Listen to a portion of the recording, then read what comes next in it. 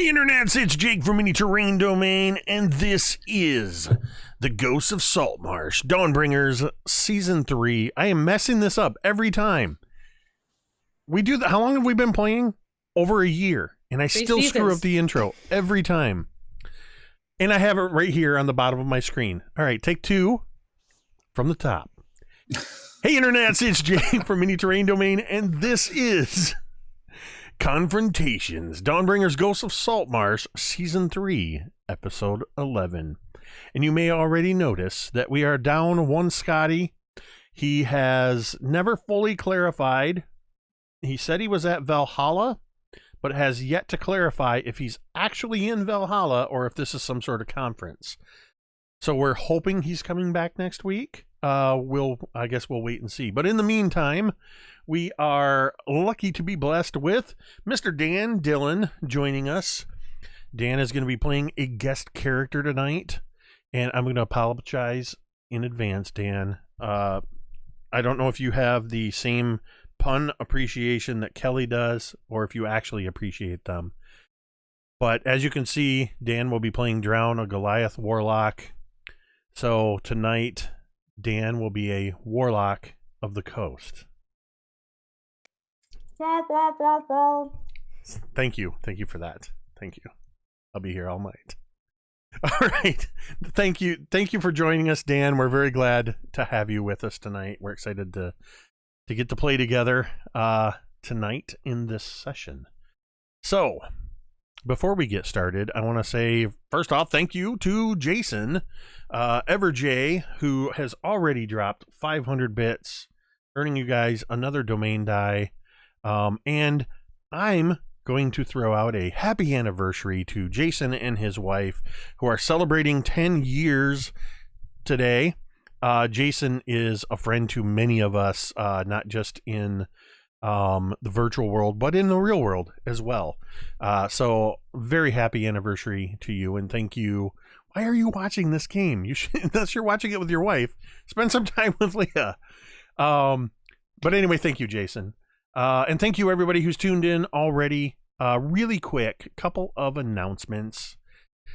Look down below Megan in the lower left-hand corner there. You'll see a couple of logos for Jasper's Game Day and Initiative Coffee Company.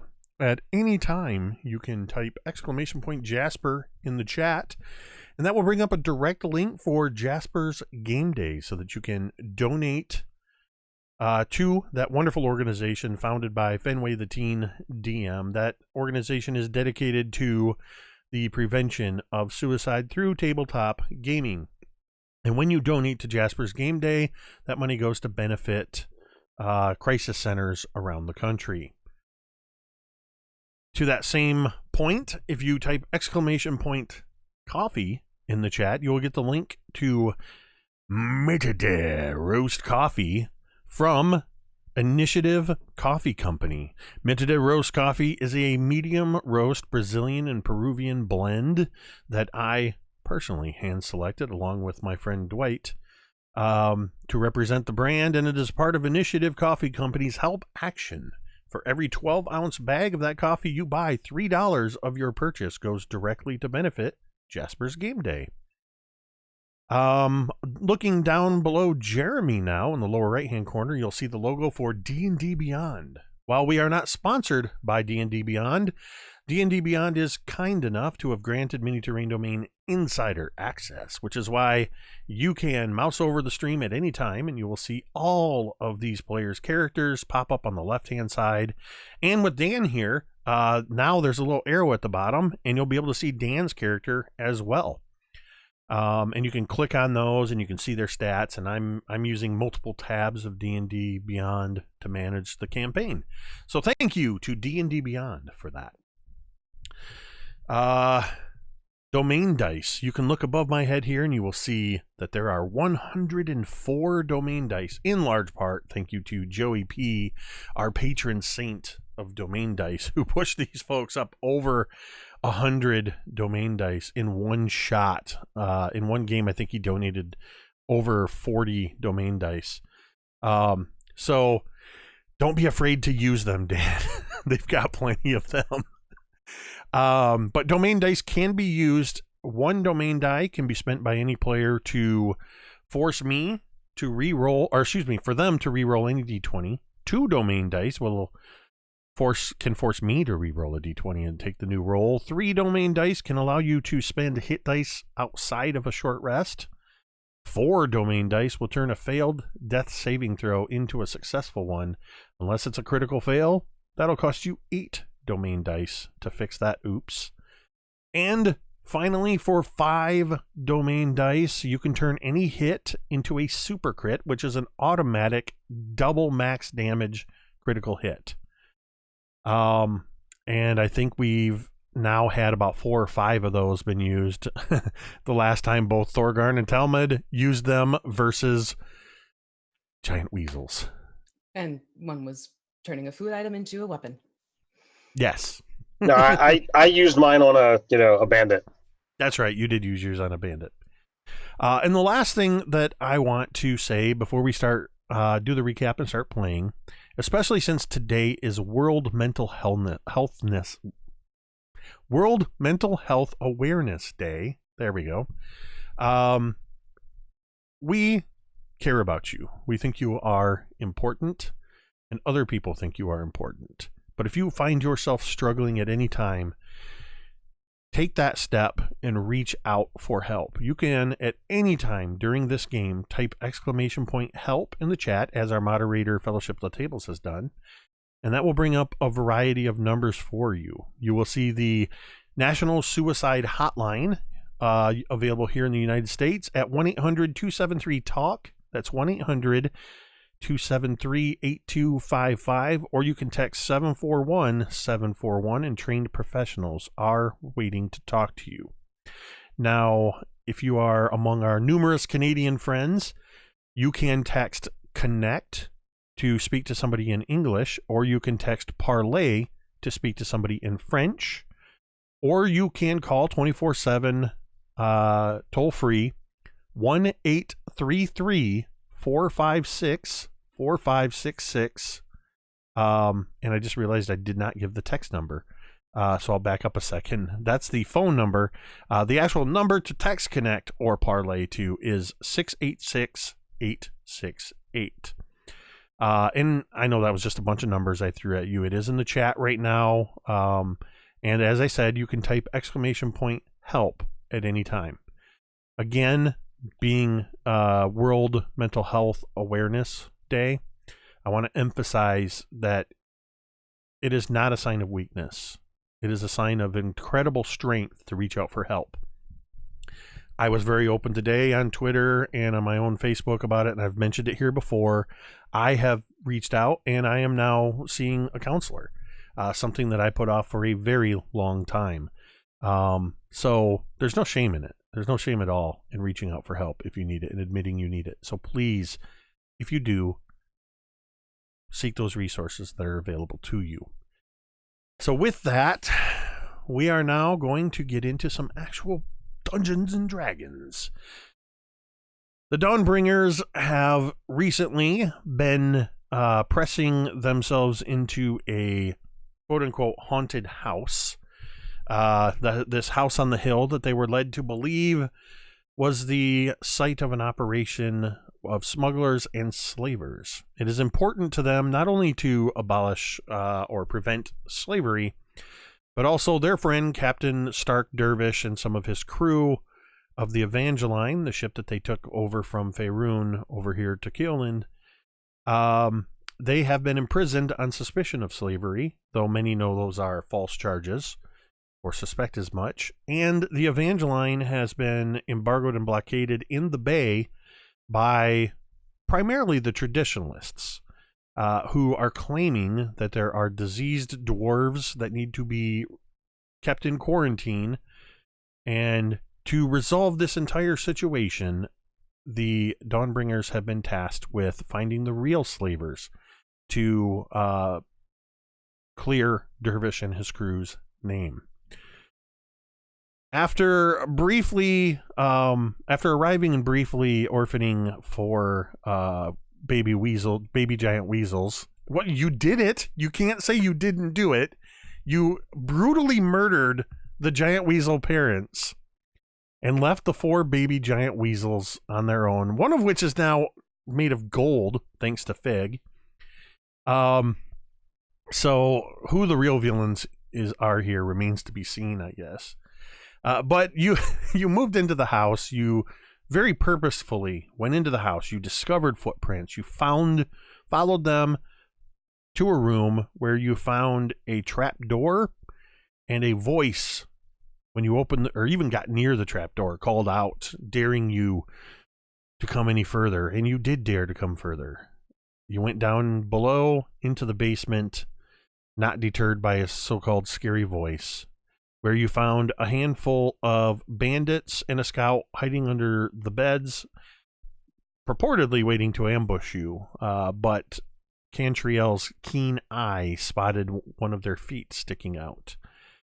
The Dawnbringers quickly dispatched most of the bandits, but showed mercy to the young woman who was the scout, giving her some gold and a dagger and telling her to get the heck out of town and not come back.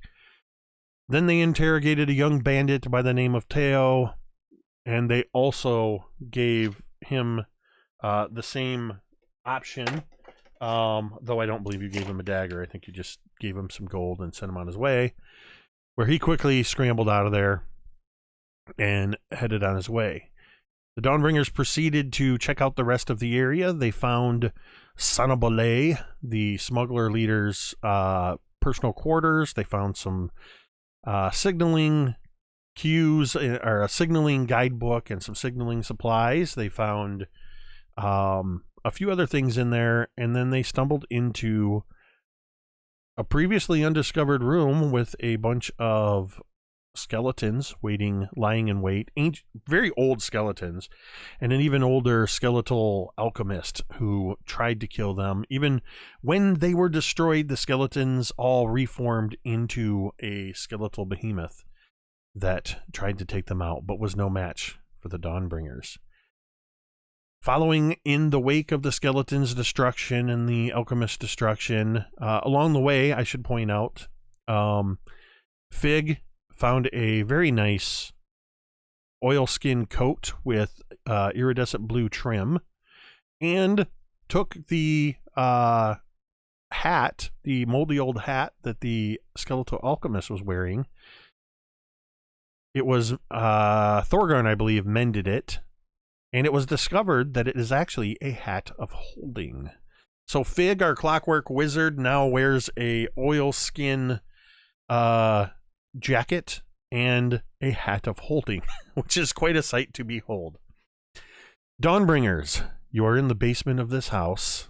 You know there's still at least a couple areas left to check. You have not found the so-called secret doors that you were told about.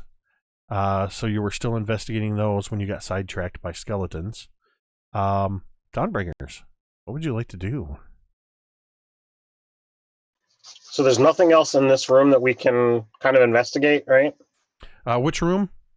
We're in the room with the skeletal mage, and there was No, you had cleared out. You'd found some books in both Sanabole's room, as well as in the alchemist lab. You had found quite some supplies, books, and other things.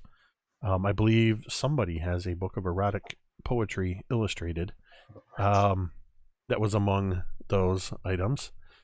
And there is a book of very archaic writing that appears as though it may be a book of alchemy.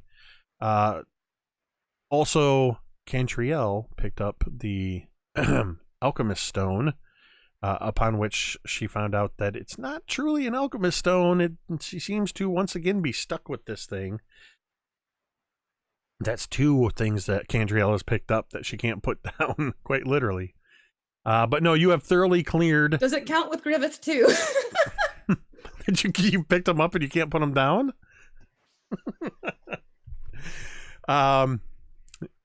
So you've cleared those 3 rooms. You, Thorgarn, had been in the process of, I believe you had discovered the secret door next to the fireplace. Yes, I had found that while they were in Sanabole's quarters, and I'm like, okay, well, I found out where he said we were supposed to go. So I kind of went back into the room and like, oh well, let's not leave this door unopened. So let's go, check this one too. So yeah, as it stands right now in the big room next to the fireplace, you know that there is something behind that secret door, and you were informed that there was at least one other secret door in the southwest corner of the room from your interrogations. What would you like to do? So, which secret door do we want to go through? Do we want to go through the fireplace that I already opened, or do we want to go look at the other corner and see what's there?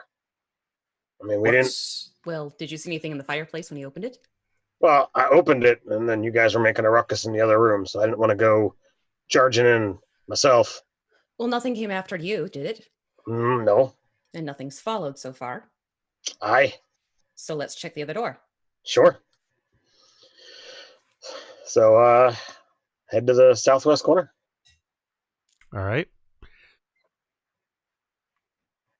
You begin poking around, and knowing that it's there, it doesn't take you very long to find the right brick to press on and cause a section of the wall to push in slightly. And as you do, you are met immediately with a chilly and very briny gust of wind.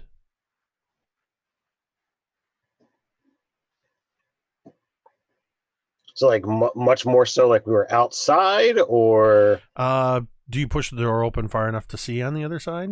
Yeah, sure. Yeah, You Cantriel listen first? You push the door open, and you see slick rock that appears to be worked stone. With your dwarven eyes, you can see that this is worked stone. And there are stairs that are carved that immediately curve and could drop about 15 feet down to a landing before curving down. They go to the east, and then they curve down to the south. So this appears to be the way to the caverns that those interrogated bandits told you about. Now, when we talked to Teo, he didn't say, that they both lead to the same place. He just said there's two secret passages, right? Correct. He didn't tell you where they both went. So, Cantriel, you want to give a listen at both places and kind of see what you can figure out? Is this an ear joke? No, you're just far more perceptive than the rest of us. She'll narrow her eyes at Talmud. Sure, not a problem. I mean, I would assume with the briny whiff this has already got, we are looking at more of a watery exit this way. But yeah, I'll check both out. So I'll listen. Do I need to, or do you want me to roll, or do I want to use the passive? Which one are you listening to first? We're standing in front of the one with this briny air. Okay, yeah. Go ahead and give me a perception check. Okay. Okay, so that's a 23. So you can hear, listening carefully at this, you hear that sort of drip, drip, drip, intermittent dripping sound that has that sort of echoing quality of high stone ceilings. And somewhere, though you can't place it because it seems to be echoing around the walls, you can hear the surf crashing somewhere. It sounds distant, but it echoes through. You hear that.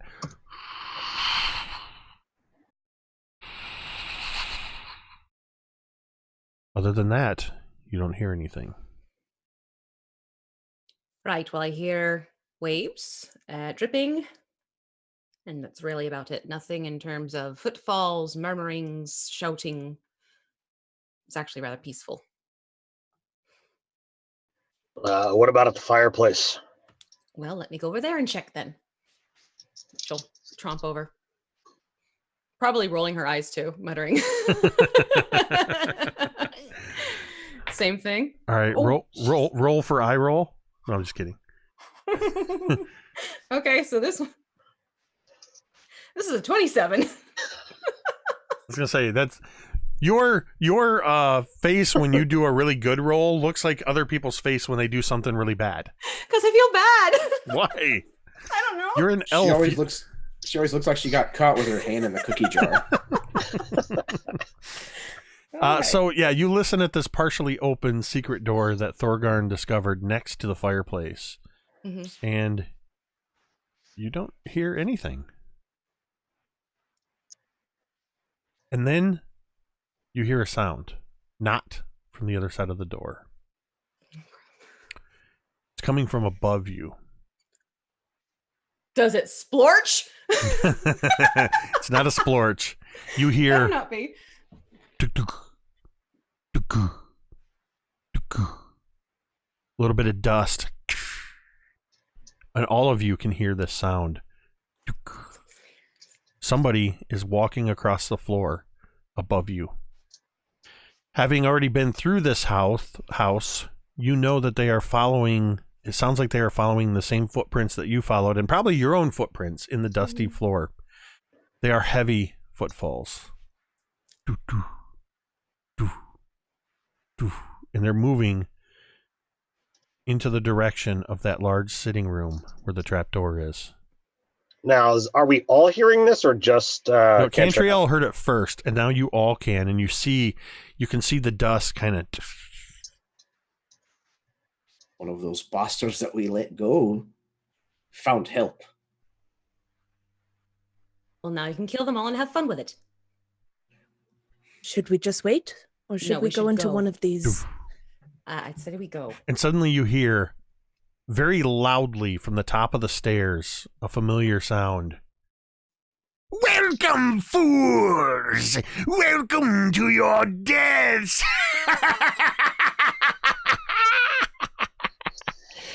I just wanted to do that again. Yes. So, and then you immediately hear as the trap door is opened. Having heard this now three times previous, Thorgarn was pretty much waiting for the voice to begin, cackling, and I say, quick, and I point into the secret passage that we're looking at next to the fireplace, and I rush through. You're going into the other side? Yeah, we were all near the secret passage that I had found, and we have no idea who this is. So if it's somebody that we have to fight, we can ambush them. Okay. So Thorgarn ducks in through the doors. Anybody else following suit? Figwood. How far away is the fireplace from where I went to listen? Well, no, that's where you just were. Oh, that's where we're. No, okay, you all are there. The secret door there, that Thorgarn found is to the right of the fireplace. Oh, okay. And the fireplace, remember, it had all those cook utensils out in front of it, the ham that was hanging from it that Talmud used as a weapon. And then gave to the girl that we never got a name. Well, yeah. So you've got actually a little bit of that kind of juts out a little bit and provides a little bit of cover. The trap door is about 60 feet away from you to the west across the floor. So you have time if you're all going to scoot in. Or is anybody staying out here? Thorgarn and Fig have ducked into the other room. What you can immediately see is a long, appears to be some sort of wine cellar.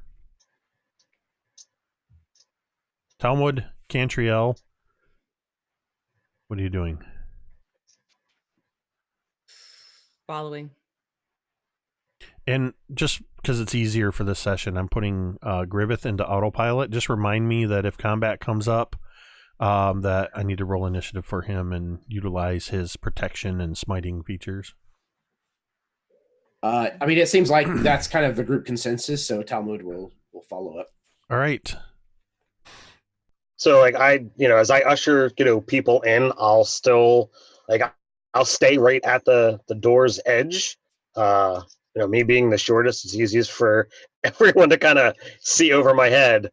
But I'm also able to just, get in and attack if need be. So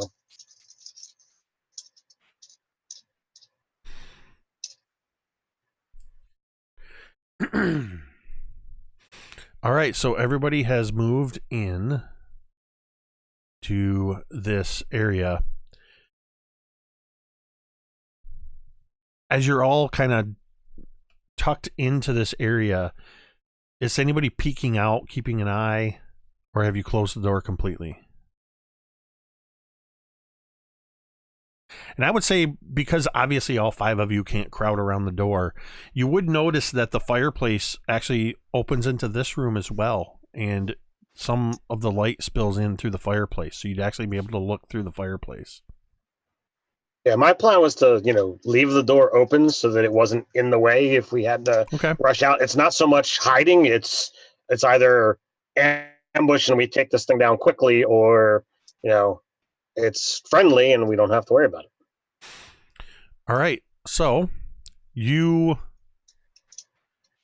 basically picture that classic television or movie angle where the handheld camera is looking from the partially open door and we're peering around as you see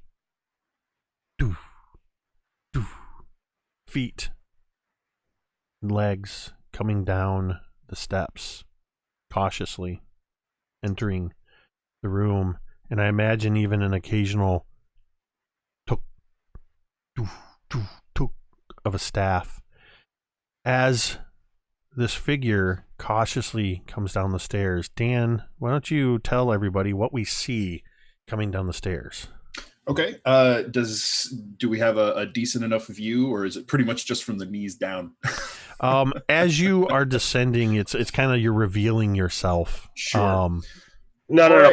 No, we want an accurate description from just the knees to the feet. All right, we'll do. I have that sketched out already. I commissioned art. How tall is the ceiling in here, and particularly like the ceiling of the stairwell? So the stairs are basically kind of open in this stairwell, so it's kind of like going down into a cellar. Got it. And I would say, I think we had established the ceilings are about 12 feet high. Okay. All right, so what comes tromping down the stairs, and it is no surprise to you that you could hear these footsteps from below, is an absolutely massive humanoid figure. Right around 8 feet tall, easily over 300 pounds, incredibly broad shoulders, swathed in a salt, like sea spray salt crusted cloak. It looks like it's begun to rot and fray down on the bottom hem because of the salt air. The hood is kind of pulled low, so the face is swathed in shadow, but the boots are sort of supplemented with this wrap of what looks like old sailcloth tied from the ankles up to the knees, and then the same around these massive ashen gray hands. From the back of the hands up to the elbow. That's one of the arms peeks out from under the cloak, holding this gnarled, twisted staff of bleached driftwood. And so the figure comes through, pauses, tilts its head, and lifts its staff up and catches it in both hands, and begins to creep through the room. No, not exactly creep, but walk casually through the room. Drown, as you're moving through this room, it's exactly as that bandit you snagged and questioned. It's exactly as he described it. All right. He was in a hurry when he was leaving this place. And Sorry, Jake, go ahead. Oh, go ahead. Can I insight, just try and see if I can ascertain a motive here? Yeah, I mean, you're just gonna try to read his body language. Yeah, like basically, like what is he?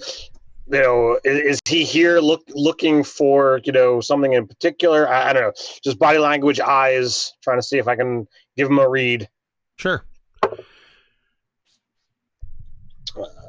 Insight. Yeah, there we go. It's 13. I don't know. How would you say that Drown is carrying himself? It is very, very clear that he's on guard. and he's checking corners. It looks like he knows where he's going, but it definitely doesn't seem like he's familiar with the area. He's moving very cautiously, and now that he's down off of the stairs into the room, like he brought his staff up into a guard. And as I was saying, the room is pretty much how it was described to you, with all of the 10 beds along the southern wall. As soon as you come down the stairs, there's a sort of crooked, long, wooden, rough-hewn table with a variety of chairs. You see the fireplace over there with the remnants of the cook pots and some other pots that were in the process of being cleaned. You also notice that there are a couple of dead bodies on the floor over by the beds, a couple of dead humans. Interesting. Who was standing behind me, guys? I totally would have been. Cantriel would absolutely have been standing right behind. And I actually need, for those of you that are hiding, I need a stealth roll. I need a stealth roll, but I also need a perception check. In my nice shiny armor, that's a 4.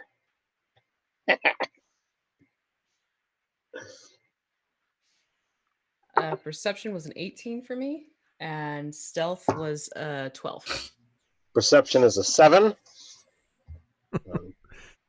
And because I have disadvantage on stealth checks, 4. Fig actually got a 22 on perception, which is very perceptive for Fig. Yes, that's very perceptive. It must be the new clothes. Yeah, must be. He sees a guy with a staff and he's just sizing him up now. A 12 on stealth. And Talmud. So I don't know what's happening, but I rolled rather well. So my stealth was a 16, and my perception was also a 22. Wow. Fig and Talmud spotting everything. So, Fig and Talmud, you actually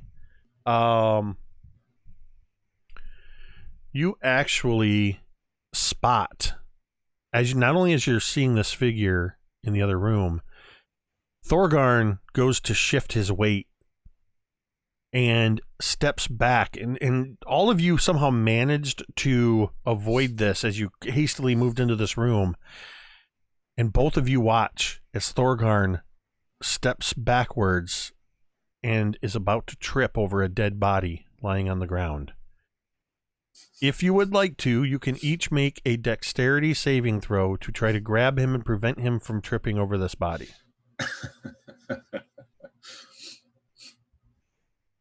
This is what happens when you run into a room without looking. 15. 12. 15, you said, Fig? No, 14. Oh, I got the 15. Oh, you got the 15. Yeah. What was your perception check? Oh, you had an 18 on perception. Yeah. So, Talmud and Fig, you both spot this and you reach out to try to stop Thorgarn. Cantriel, it's not so much that you saw, but you heard that shifting, and you just reflexively reach out and you grab Thorgarn by the beard. And you stop. Thorgarn, you're about to fall backwards as you feel yourself stepping on something. And Cantriel just stops you from collapsing over this dead body. It's funnier if grabbing by the mohawk. It would have been. The figure, actually that makes more sense being that you're a dwarf. The figure in the other room, however, does not appear to have noticed. So that hulking brute will move over towards the dead bodies that are in the room and kind of crouch down to one knee and reach out one hand. And as he reaches, you can see that there are tattoos peeking out from under the canvas bracer on his arm that spiral across the back of his hand and down his fingers. yeah, I'm gonna check out the dead bodies, see how, like, are they freshly killed? Are they more of the bandits and slavers? Yeah, you absolutely see that there's 3 dead humans, 3 dead human males, and they have that sort of rough look about them of dirty clothes, dirty hair, and the blood is still wet on the ground. The wounds look to be still fresh. Warm. He'll actually reach out and dip his fingertips into the blood of the wounds, see if they're still warm. I would say that it's lukewarm. It's been pretty shortly since you guys killed these. So, yeah, these are pretty fresh bodies. Got it. Very fresh. One of them does appear to inexplicably have ham all over the side of his head and down his front. Messy eater. Got it.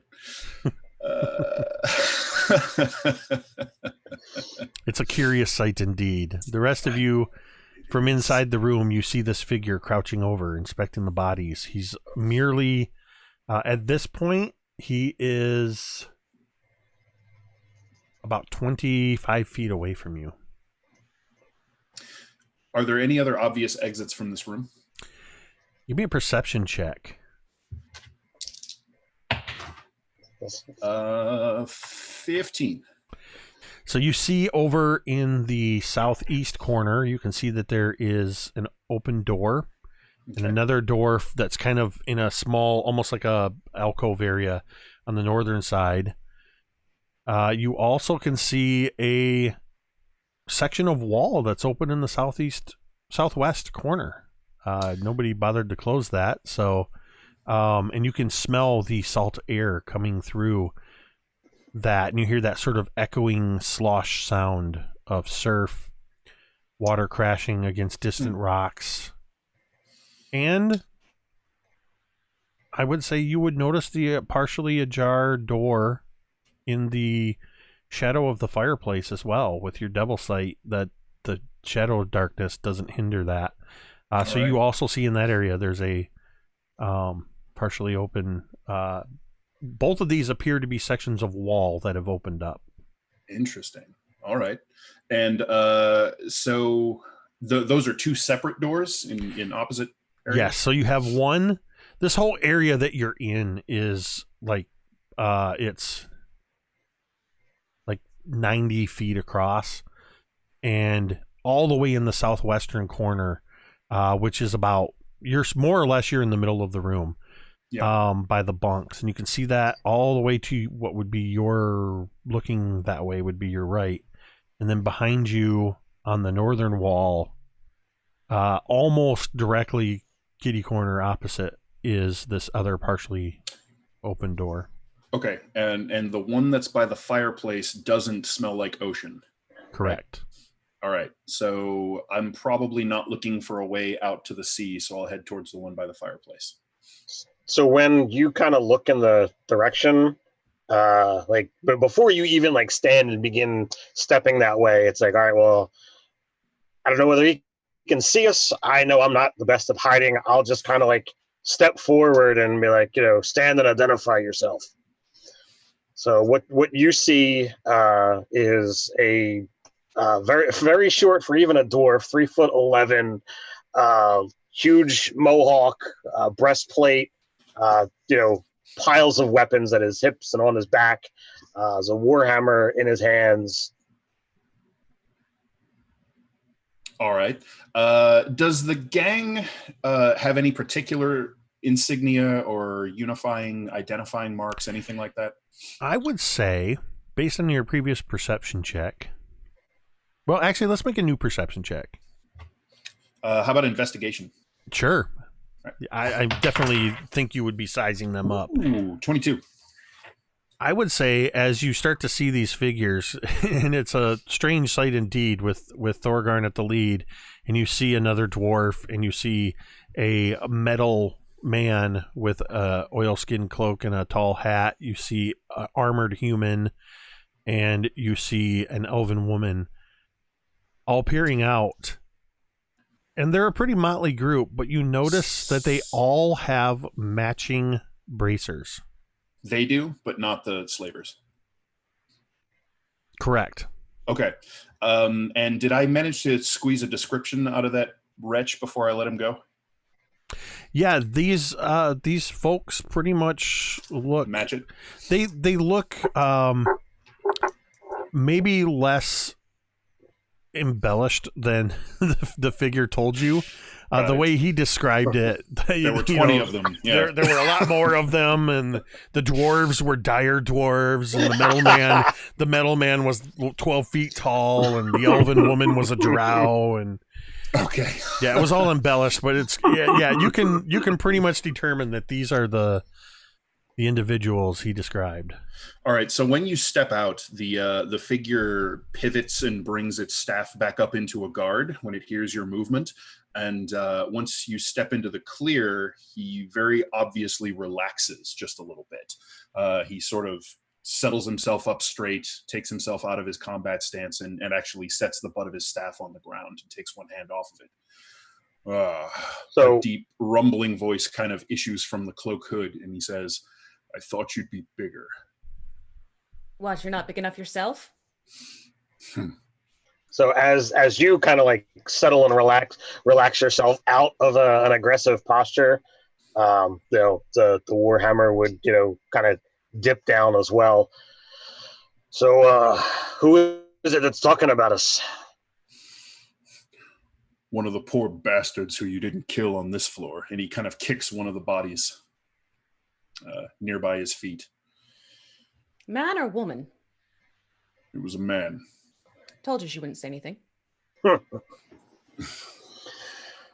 So he reaches up and takes his hood down, and it is, if you've ever seen a Goliath before, it is a Goliath. His head is completely hairless, ashen gray skin with these... So he's got these black tattoos that are these coiling sort of tendrils that reach up his neck across the side of his face and then over his head. And if, that's what it looks like. So it looks sort of like coiling octopus tentacles etched into his skin. And he sort of takes a deep breath, looks you over and says, "I've been looking for you. Coincidentally." Well, you found us, and doesn't look like you're ready for a fight. So what is it that we can do for you? I have no interest in fighting you. I came here for them. And he kind of curls his lip down at the corpses, cooling on the floor. I'm looking for someone they took. As fate would have it, you're here clearing the way. Perhaps our purposes align. Can I insight him? Sure. It's 23. Seems quite sincere. Awesome. Can Fig. you use that stick of yours, for fighting? I can. Something He's tells me big you can use enough. other things too. Fig. Make me a history check.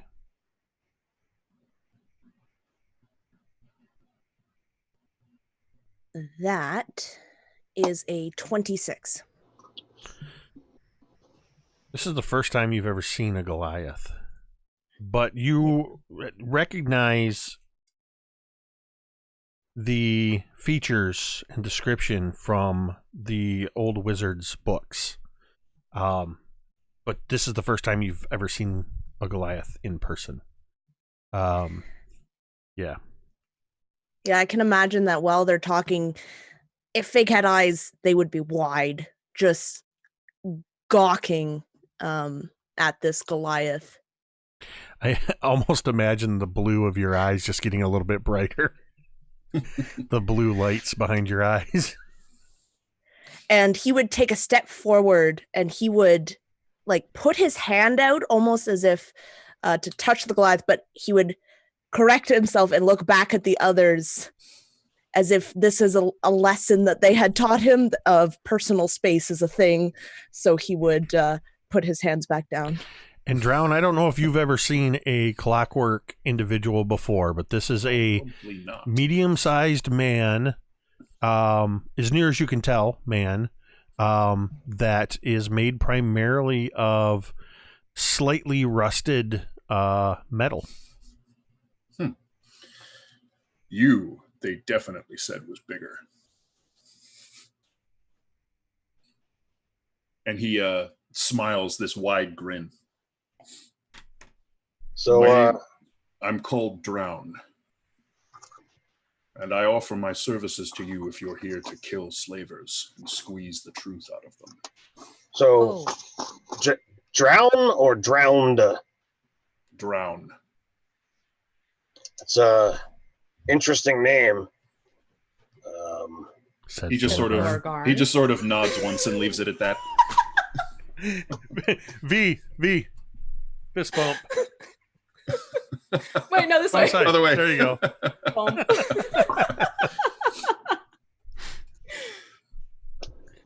Sorry. So, you're here to deal with slavers? Got no problem teaming up? It would be counterproductive for us to fight each other. You said you're looking for someone that they took. Who might that be? A friend of mine called Valoran.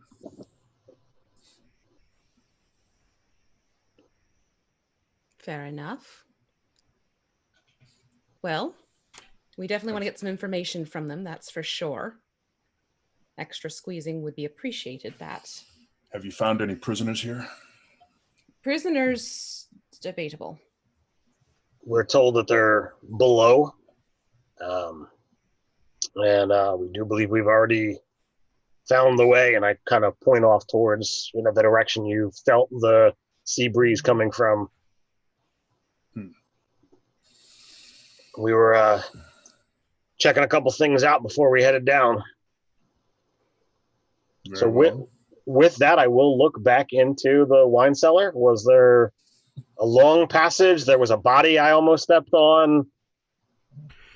So, yeah, there is, inside that room, just a little ways in, there is the body of looks like a very long dead adventurer.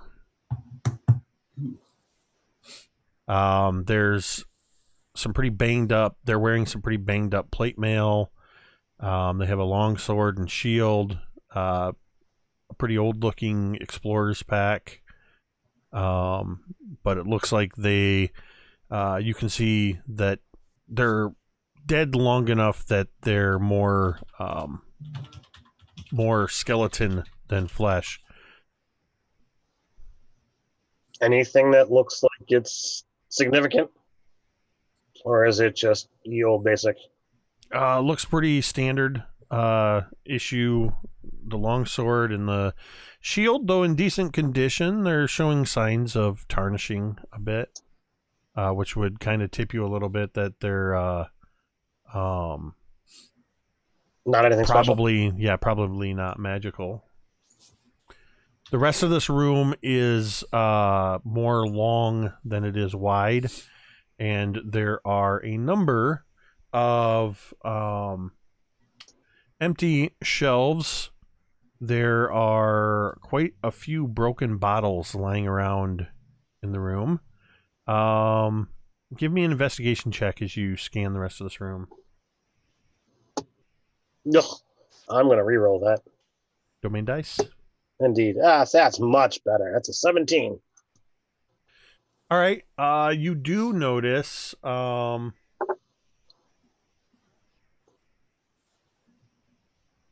You do notice that there does appear to be a single bottle lying unbroken on the ground amongst all of the broken glass. I will snag that up. It has a label on it bearing the image of a jauntily dressed unicorn. It's a unicorn rearing up, It wears a it's an illustration, but it appears to be wearing a coat with tails, a monocle, and it has a cane. And though it also has cuffs and cufflinks, and is wearing a top hat through which its horn pierces. Oh my word! Did you just make this unicorn like Mr. Peanut? I'm not saying what I did and what was in the module.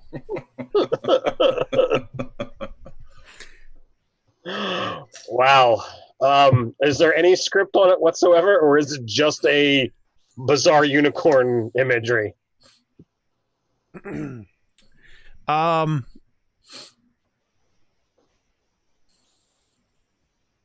Give me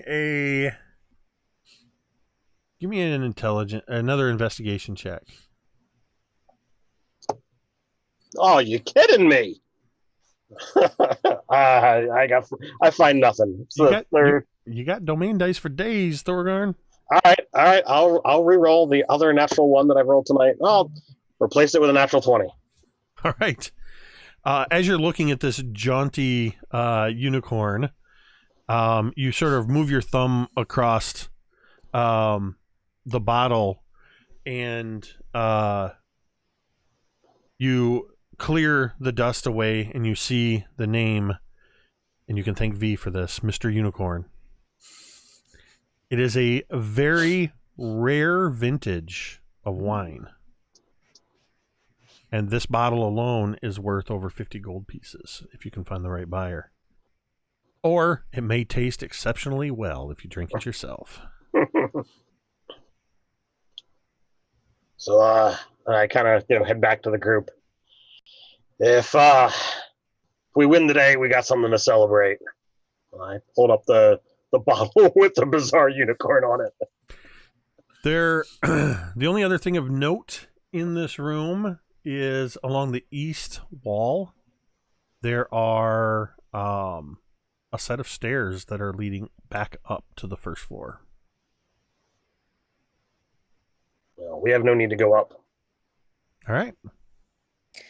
I think while Thorgarn was looking at this bottle of wine, Fig would have gone up to Drown, and he would have kind of extended his mid section, almost as if he was reaching into his to get his book, but his book is no longer there. But instead, he's just made himself not quite the height of Drown, but just a little bit taller.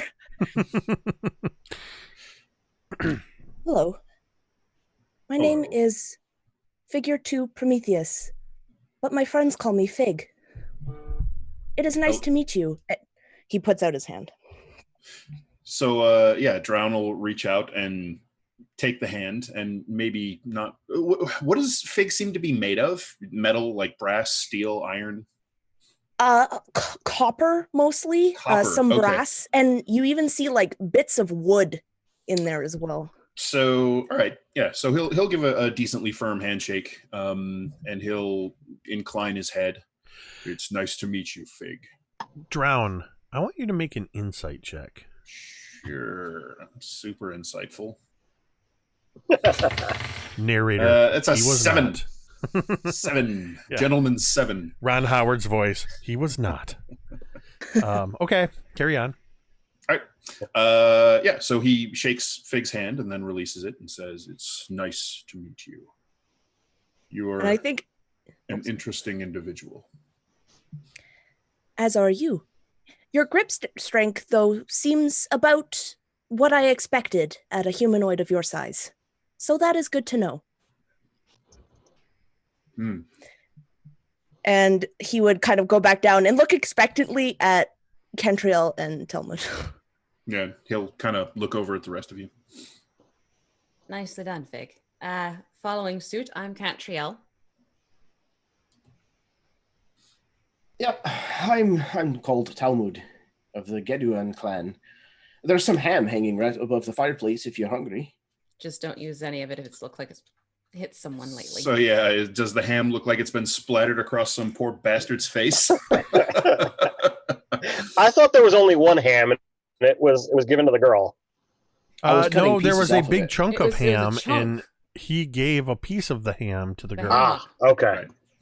Right. So he'll just kind of chuckle at the ham comment and say, Talmud, Cantriel, good to meet you both. The human paladin would introduce himself as Griveth Langsmore, in service to my lady Eldath of the Waterfalls. He'll just kind of take all of that in with a nod and, cool. So I would imagine by this time, my jaunt into the alcove did not take all that long. So I would be back over. I am Thorgarn Spirit Caller. Pleased to meet you as well. I assume you're all using dark vision. Everybody here is not needing light, or Well, Griveth needs We have a human. We have a human and a fig. Oh, okay. So, yeah, do you guys have light, or are we just in the dark? Hadn't somebody cast light on... I had light going on Griveth. Yeah, he had, what was it? Was it the shield? I think you had illuminated the shield, I believe. Yeah, Yeah. it was on his Got shield. it. Yeah, because I hit the shield. Yeah. Okay, so then when Griveth comes up to introduce himself and brings actual light and not just dark vision, you can see that Drown's eyes are this pale, almost like seafoam green color, and there's no iris or pupil. They're just flat orbs. And you can also probably see when you get up close with actual light source that his tattoos are elaborate but somewhat crude, and it looks like they're cover-ups, that he had a bunch of different tattoos that were more angular, and these are eclipsing them. And as far as you can tell, they snake under his neck, probably following his body under the leather armor he's wearing, and down his arms. Yeah. So, shall we continue on? And I, kind of, it comes off very facetious as I begin walking to the southwest corner. That's his way of saying, follow me. All right. So, Yes, we've got some slavers that we need to. Well, he kind of gestures around the room. Well, we need to get them. We also need to get some information out of them. Well, Preferably alive. we did already. It worked before.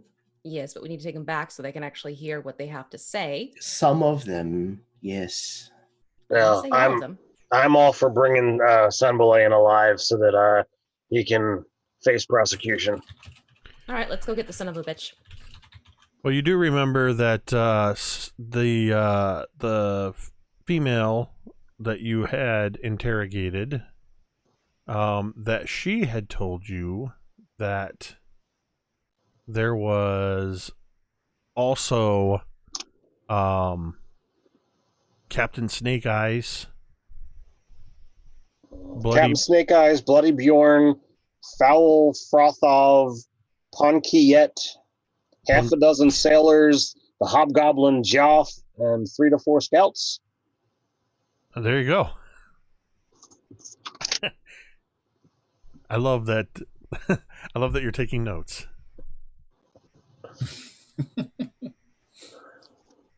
I know. All right.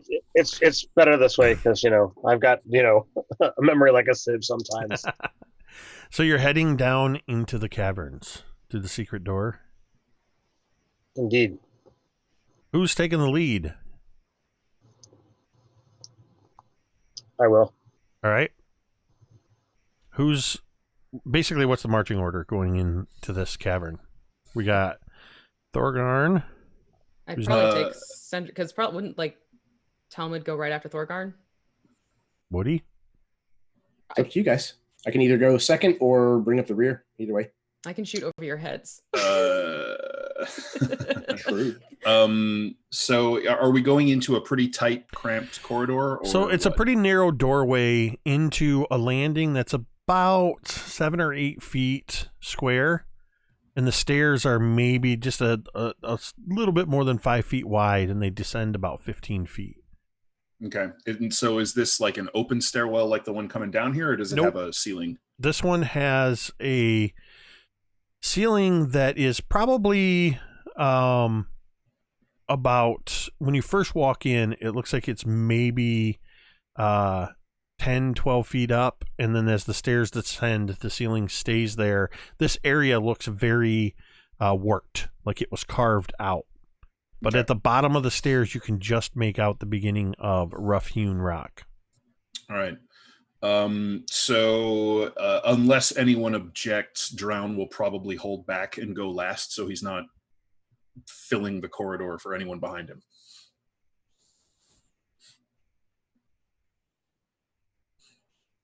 Yep, that works. All right. Yes, so that Fig would go second last. Okay, so here's what I got. I wrote finger for some reason instead of Fig. Thorgarn, Talmud, Cantriel, Griveth, Fig, and Drown. Mm-hmm. All right. You move through the door and you begin descending. Are you moving cautiously? How are you proceeding? I would go cautiously. I mean, we're talking about by the sea. While I'm, pretty comfortable on rock, I don't want to go too fast and have companions who might not be so, tumble behind me.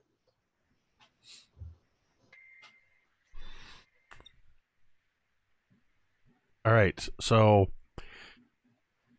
if you're trying to move quietly, I would like stealth checks from everyone.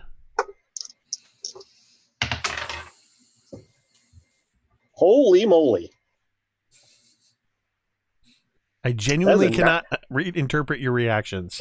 19. Okay. That is a double 18 on the dice. Nice. All right. This is not usual, Dan. This is not usual for Ted.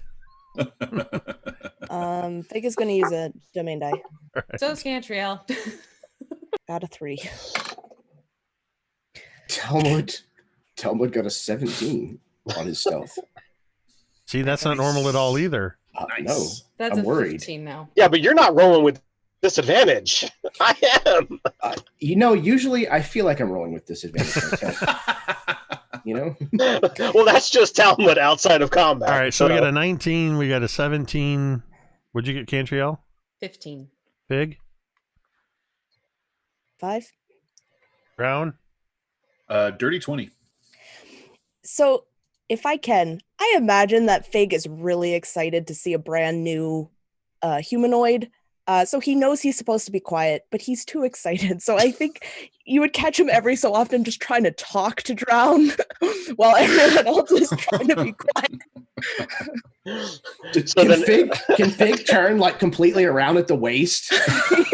So, like he's walking down, but Well, we've established that Fig's head can turn all the way around.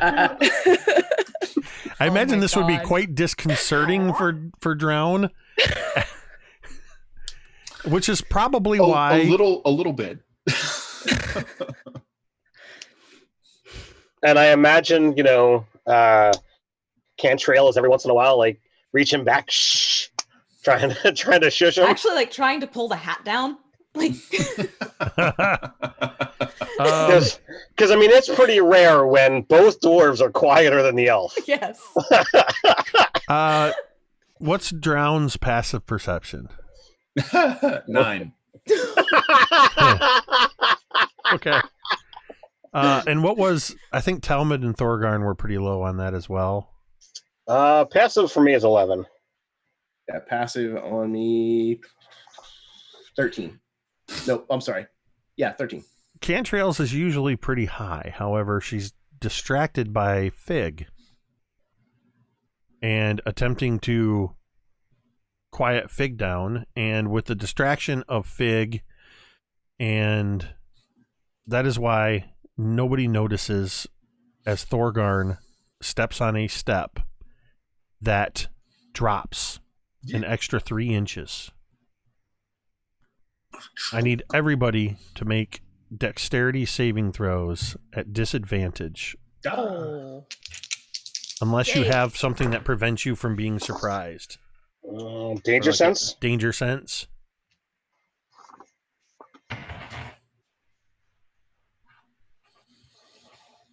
Yeah. I got a 12. Me too. 14. So did I. Really? Oh my gosh. 15. How bad is that? I gotta see what Griveth's is. It doesn't matter. I rolled a 5 for him.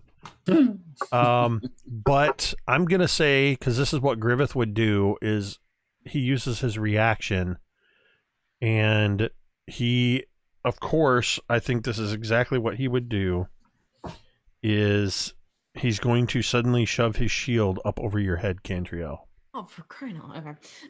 Well, you're going to be thankful as you hear the I know. clang, clang, clang gonging sound as everybody gets hit from falling rocks that have been released from above. And all of you, except for Cantriel, you're going to take half damage because you're basically getting hit by the underside of the shield and Griveth's arm. Everyone is going to take 16 points of bludgeoning damage. Owie. Ow. As this entire hall is filled not only with the clattering of falling rocks, but the clanging of the rocks off of Griveth's shield, his armor, and Thorgarn's armor, and you hear this ringing, echoing sound throughout the caverns. And that is where we are going to take a break. Yes. Of course.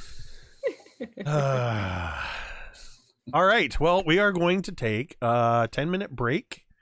Thank you to everybody who has tuned in so far. And I noticed something earlier in the chat. Because TwitchCon happened recently, Twitch has been rolling out a lot of cool new little features. And it appears that they have given special badges that I see that Tamiko and Jason are sporting as that say first. And they appear to have the founder badge because they are among the first of the subscribers to the Mini Terrain Domain Challenge. I know Jason has Yes. 17 months, and he's 1 month behind What You're Looking At, who is our first ever subscriber. But yeah, I just noticed that. Megan, you actually have one of those as well.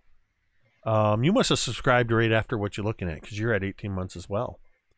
But yeah, very cool little thing. So thank you to everybody who's tuning in. Thank you again to Jason who popped in at the beginning and donated that 500 bits. Yeah,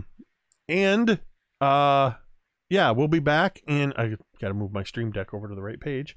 We'll be back in about 10 minutes. Please watch the only slightly outdated commercial. This is not Forge of Fury. This is Dawnbringers, but you know that. And we'll be back in 10 minutes. Hey internets, it's Jake from Mini Terrain Domain, and this is The Intermission. Mini Terrain Domain, or MTD, is a channel dedicated to the love of and participation in the world of tabletop role-playing games. Whether we're designing encounters or miniature terrain, building worlds or dice towers, or just playing games, everything we do here is because we love this amazing hobby. That is why the mission statement of Mini Terrain Domain is simply imagine, build, play. If you like to watch live play or actual play D&D games, you can do so at twitch.tv/Mini Terrain Domain 3 days a week at 8:30 p.m. Eastern. On Sundays, you can join us for Cult of Personality, a long-running campaign set in the Tomb of Annihilation adventure setting. On Mondays, you can join us for All That Glitters, a Waterdeep Dragon Heist campaign guaranteed to be epic proportions. And every Thursday night, you can join us for Dawnbringers, the Forge of Fury. This is a series of mini campaigns going across the gamut of several well-known modules. Season 1, which is available on youtube.com/Mini Terrain Domain, took place in the Sunless Citadel, and Season 2 is currently taking place in the Forge of Fury. If you can't join us in the chat for our live shows, that's okay. You can usually catch the roleplay, or rather the replay, on YouTube just 2 days later. If you're a fan of what we do here, and you'd like to support what we do, there are a variety of ways you can do this. First, simply follow the Twitch channel or hit the subscribe button on YouTube. Next, make sure you follow all of the participants of each game or show on their various social media platforms. To do this, if you're watching live with us on Twitch, you can simply type an exclamation point and that person's name into the Twitch chat, or on YouTube, you can look down below the information bar and all of their links can be found there. Finally, if you would like to provide monetary support, which flows right back into the production of the channel so we can continue making great content, you can join the growing list of patrons on Patreon. Additionally, you can also use Ko-Fi or Coffee to buy a coffee or two. I like coffee. But the absolute best way to support the channel is to follow and subscribe on Twitch and YouTube and join us in the chat. If you have an Amazon Prime account and you link it to your Twitch account, you can subscribe one channel per month absolutely free. No matter what you decide to do, we are just happy to have you here. Thanks for watching and stay tuned for more great content in just a few moments. Remember, metadata!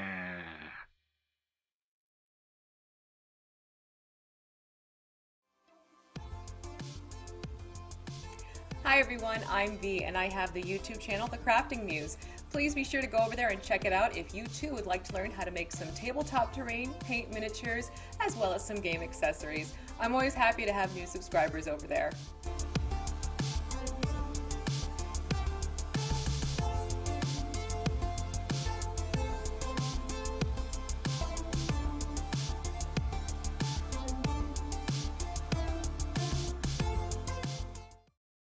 Learn the ways of the Game Master, the Dungeon Master, and delve into the minds of the players.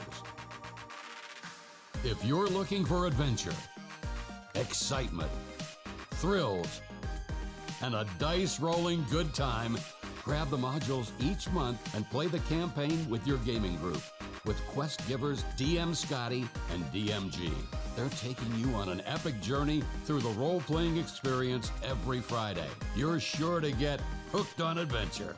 And we really liked the idea of creating adventures together, so we thought that'd be a lot of fun to share with you guys. I didn't think this kind of stuff would come out of my brain. We are quest givers, and I'll see you in the next video. Adventure Mixtape, a music and adventure anthology, is a collection of 4 adventures for the 5th edition of the world's most popular role-playing game. The adventures are setting neutral and meant to be seamlessly dropped into any world that has a large seaside city and a jungle environment. With a bit of adaptation, the environments could be changed to suit any group. In Treaty of the Tiger King by Kelsey Dion of the Arcane Library, a distant king arrives at the city to negotiate the peaceful end of a war, but the mercenary guild has other insidious plans for him. Will the players be able to thwart assassination attempts against King Rami and help him negotiate circles of social intrigue in order to finally end the war?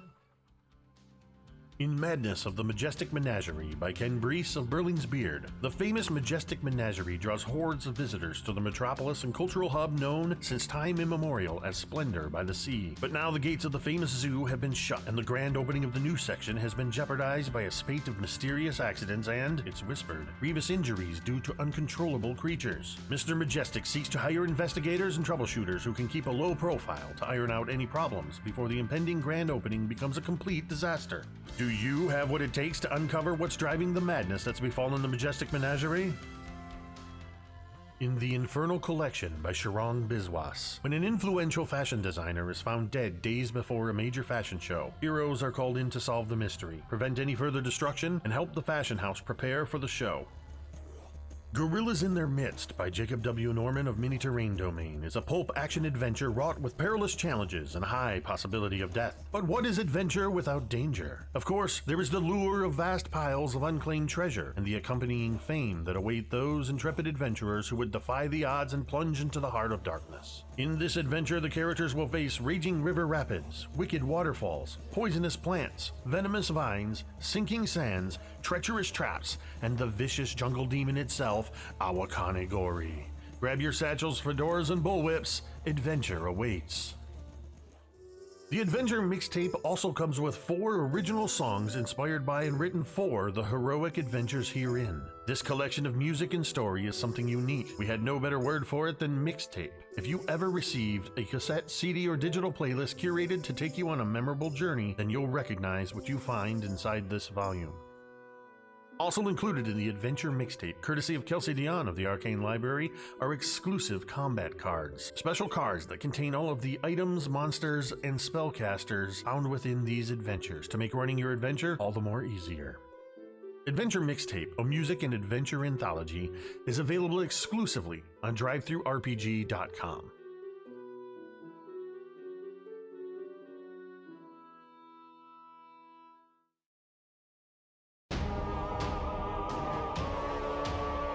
Griveth, once home to the most wondrous kingdom the world had ever known, blasted to nothing in just a fortnight. It is here that the fiends of hell walk among us. It is here where all things die. Welcome to Griveth. Demon invaders roam the landscape and have conquered all. The world is a ravaged and wrathful wasteland where the old world lies buried beneath the blood and sand with its gods and its secrets. Water is fought over with blood and steel. Compatible with the 5th edition of the world's oldest fantasy role-playing game, this book contains all new character creation options, including all of the familiar classes with new aspects befitting the ravaged wastelands of Griveth, along with new backgrounds, subclasses, spells, feats, and so much more. New races will allow you to play as the Cursed Ash Elves, the Forsaken Humans, the Primordial Incarnate, the Proud Orcs, the Reptilian Suri, or the Infernal-Blooded Tieflings. New game mechanics such as blood, grit, and effort give your games an intense focus on lethality and survival. Numerous role tables full of ideas to help bring your games to life. Featuring incredible thematic art by Brandish Gilhelm of Runehammer Games, as well as Lloyd Collins. The people of Griveth are not heroes. In Griveth it is courage just to survive. Will you rise to face the tide of demons, or will you succumb to the hostile elements? Available now on drivethrurpg.com.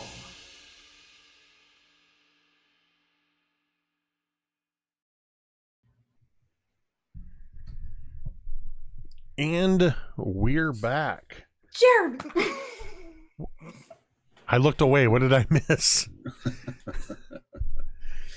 It's all right. That's another reason to go check out the VOD. Make a note. Check the VOD when you come back from the break. What antics are Jeremy and V up to again? Although I feel like this one was just Jeremy. Pretty much. I believe you guys, was it 16 points of damage that you guys took? It was. From that. I took 8. I'm realizing that I need to, I'm the one that's in charge of updating Griveth. And I should have his character sheet open anyway. So, you've all just triggered a falling rock trap and made quite a ruckus. So, as these rocks are clattering to the ground around you, clanging, and you hear the echoing clamor through these caverns, unintentional alliteration, how would you like to proceed? So I'm assuming it's really, really loud. It caused quite a scene. As we get to the bottom of the stairs, I mean, do we see like people running? What's going on here? Because so as the the rocks continue bouncing off, you're sort of right at this landing where it turns to the south, and you can see now the rough stone curves to the southwest and to the southeast. 2 tunnels. You don't see any people. You don't hear anything. You just see 2 pathways, one to the left and one to the right. Check and see if one looks more worn than the other. Yeah, give me a survival check. I will lend assistance. Want to roll with advantage? All right, sure. Ooh, okay, that gives me an 18. I would say the one to your left, going to the southeast, looks like it's probably a little more worn than the other direction. Seems like it's where you see the marks where at the bottom of the stairs, it looks like that one seems to get more traction. Okay. While they're doing that, Jake, Drown is going to murmur softly to himself in Giant and reach up and kind of trace one of the tentacle tattoos. For a second, they all shimmer green, and these ghostly tentacles kind of writhe up off the tattoos and then back down and vanish. I'm going to invoke my Fiendish Vigor and cast False Life on myself, get some temporary hit points back. All right. So it'll be 8. Nice. So how many domain dice is it to spend hit dice? 3, I do believe. It is 3 if you want to spend hit dice. Is it 3 per die used or 3 to just use dice? That because this has never been used, that question has never come up.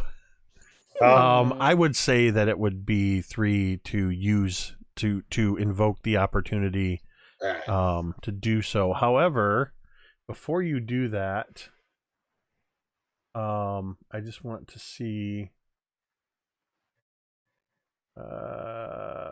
Looks like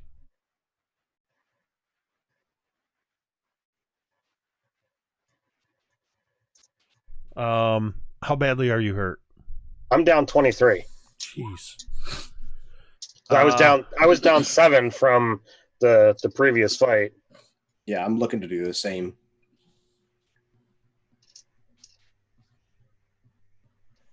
All right. Griveth is going to allow you to do that, saying that with the fight coming up, he may need to use his healing magic then. So go ahead. So you're each going to spend 3 domain dice. Indeed.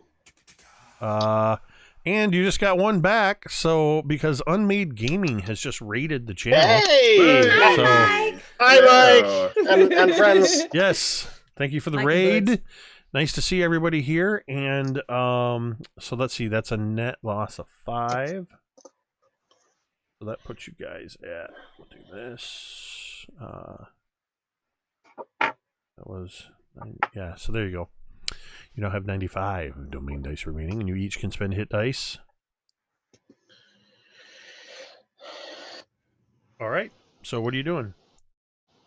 So I spend 2 dice, and I am not completely perfect, but in much better shape than I was before. So we don't see anything. We don't hear anything. Kind of take a moment to stretch and shake out the muscles from getting battered with rocks. Fix the mohawk, and I'm gonna slowly begin creeping off to the right where we saw the footprints going. Left. Yeah, left where we saw the footprints going. No, I saw the footprints. Oh, we saw them together. I helped you. Are you trying to move quietly, or are you giving up any pretense of stealth and moving quickly? After falling rock syndrome, definitely going more like carefully in stealth mode. Okay. So give me stealth checks as you proceed. It would actually offer, if you guys want, to send a little friend down the right path. Yeah, that's right. I got Verity too. Oh yeah. You keep forgetting about your little I keep forgetting about my little fairy dragon. fairy dragon friend there. I mean, we could, if we're not sure, we could send one down one and one down the other. Oh, let's do that. I like that. Okay. And Jake's going, damn it. No, I'm waiting to hear what's going where. I'll send Verity to the left because I saw the things going left. Okay. And Fig would summon little brown gnaw. That's right, your rat that you acquired in the Forge of Fury. My little rat. And send him off to the right. Okay. Now, as you're sending yours, because yours is a familiar, are you seeing with his eyes, or what are you doing? Yes. Okay. And I believe you were, I forget how we were doing the communication with, I think it was just that Verde can understand your instructions. Yes, he can understand my instructions, and then he has that limited telepathy. Which is for use with other fairy dragons. Yeah. So he'll come back, but I can speak Draconic. Okay, so both of you give me perception checks for your, or investigation checks for your respective creatures. Okie dokie.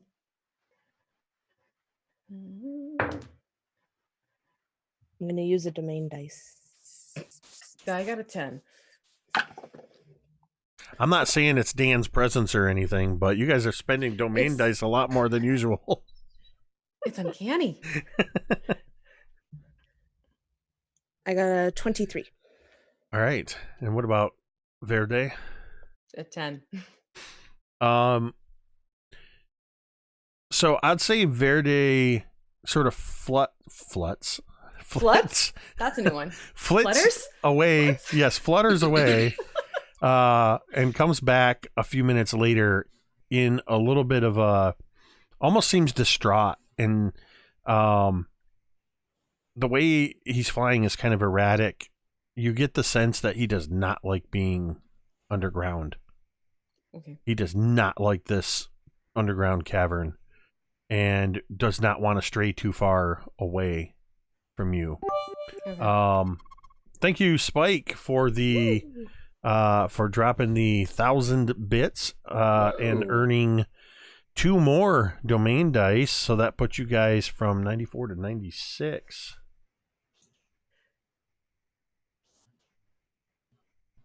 Thank you so much, Spike. And Gnaw, I couldn't remember your rat's name. So Fig, you watch as Gnaw begins moving through this area. It's quickly opens up into a larger cavern, and as he begins moving through, you see that it continues southward and opens up into another larger cavern. And you can just see in to the southeast this cavern that's about 20 foot by 20 foot, very rough, has about a 20, 30 foot ceiling. And you can see that there are some humanoid figures lying in wait. What is Gnaw's hit points? I believe I think it's only 1, isn't it? That's what I thought. Oh, it has the stats of the chosen form, so it would be whatever a rat is. Yeah, it's 1. Yeah. Mysteriously, you completely lose your connection. Right before you lose your connection with Gnaw, your vision goes green just for a split second, and then you feel the separation as your familiar is eliminated. But you didn't see anything come from the humanoids. Fig would relay that information back to the others. Which direction was this? Talmud looks excitedly. That one was to the right. Verity came from the left. All right. Talmud kind of climbs over some of this rubble that's kind of gathered at the bottom of the stairs and turns right, pulls out Ghost Cleaver, kind of chokes up on it. All right. They think that they're waiting on us. Now let's go find them. Shouldn't we be worried about that light? Light? What light? The light that killed Brownnaw. It wasn't It did not come from the... It wasn't a light. It was just a green coloration. Oh. Like momentarily, for a split second, your vision, it was as if something green passed before your eyes. Ah, okay. So then, yeah, Fig would explain it that way then. It did not seem to come from the humans that I saw. So be careful. Are you okay, Fig? I am. Will you be able to get your creature back? Yes. And he kind of smiles. So, if the footprints go this way and people are that way, which way do you want to go? This way. I'm going to agree with Talmud on this one. What? You are? Oh, I know. yeah. Just go with it, dwarf. So I Talmud's pull kind up. of inching that direction. So, which direction you're wanting to go? Basically, the way that Brown Gnaw went to try to sneak around on these individuals. To ambush the ambushers. So out comes the Warhammer and the longsword. All right. As you all begin moving through that way, I need everybody to make stealth checks. 9. No, you have to. You can't say no. No, I rolled a 9. I know. 16 for Drown. 22 for Cantriel. 13. I'm not even joking. Every time I have rolled a die for Griveth, this is the 4th time, in a different die every time, I have rolled a 5. Every single roll for Griveth is a 5. So if you put them all That's together, on it's a 20. Dan's So- gaming the system. My total was 5. And I think that's because Talmud is wandering down the hall that direction going, well, I guess it looks like nobody's here. It's a good thing, too. He kind of looks at the others like, huh? So you all begin moving down through that area, and you quickly open up into this larger cavern, and you can see where it opens up again to the southwest or southeast. And I would say most of you with dark vision, but Drown in particular, seeing further, you can see that there are a number of humanoids that seem to restlessly be waiting, most of them looking in the other direction. They seem to be standing there with that, gripping swords, scimitars, that kind of antsy, like they're itching for a fight and they're just waiting. And I would like, let me see. I literally have 12 D&D Beyond tabs open right now. You're worse than I am. Well, I have some reference things from other sources. Wow. And I'm jumping back and forth. This is why I need more monitors and bigger monitors. You can support me on Ko-Fi and Patreon. I'm almost there. Hint, hint. Yeah. I just got to wink. Okay. I just had to check something real quick. So as you guys are moving through this cavern, I want a perception check from everybody. 14, not terrible. 7. 24. 4. I got an 8. So Cantriel It's the ears. and Drown, you two see this. It's that classic scene in the movie where you look and you see something drip on your shoulder. But it's not your shoulder. You watch as something starts to drip down onto the others. And it's green and it's slimy. And it's dripping from the ceiling. I need everybody to make dexterity saving throws. Cantriel and Drown, you can do so at advantage. Yay. Ouch. I would like to reroll, please. My can- dice are on fire. We can accommodate that. So that's an 18 not a natural 1. You have done domain dice right.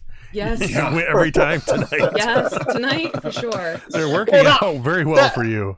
That's only because I've rolled 4 natural 1s tonight, thank you. Yeah, you're not doing dice right. You're just doing domain dice Rerolls. right. All right, so how did everybody do? You got an 18. 24. 24. Ooh, nice.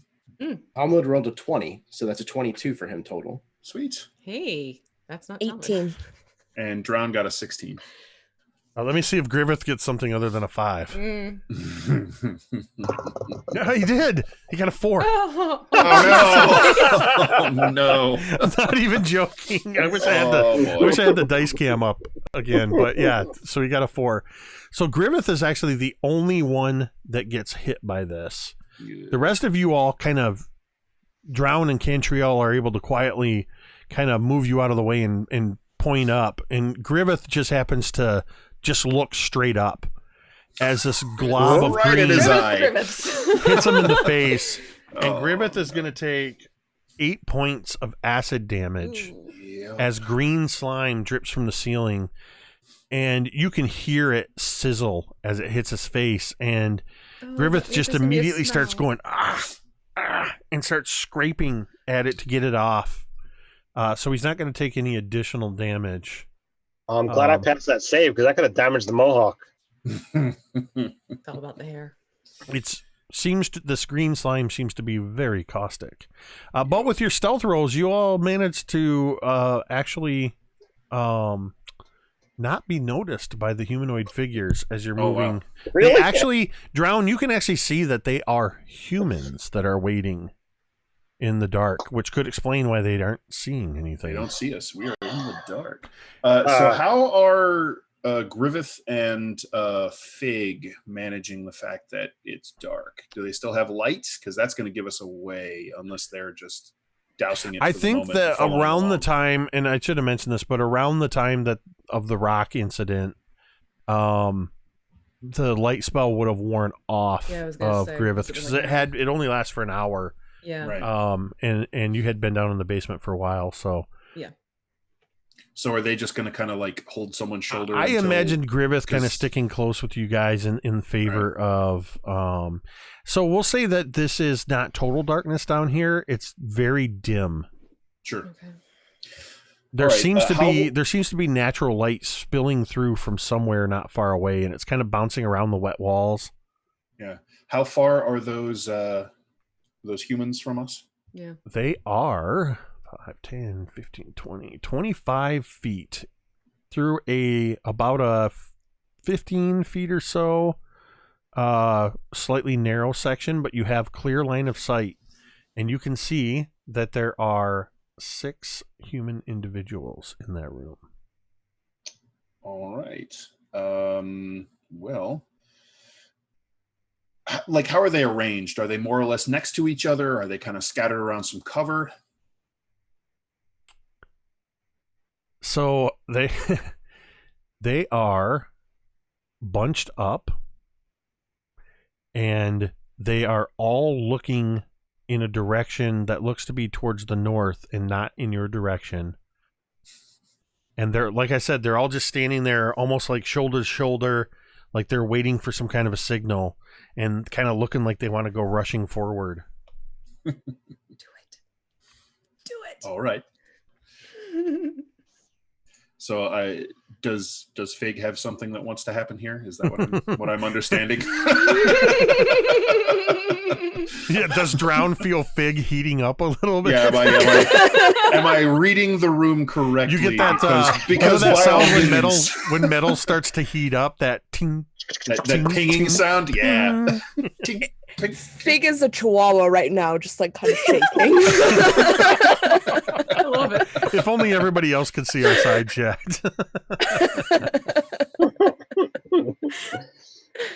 I thought I was the pyro. Fig is going to look around because sometimes he does not read situations very well. And you see the little like match flick up from his forearm. And he looks to the others questioningly. Do it. You're getting a thumbs up from Thorgarn and Talmud. Mm-hmm.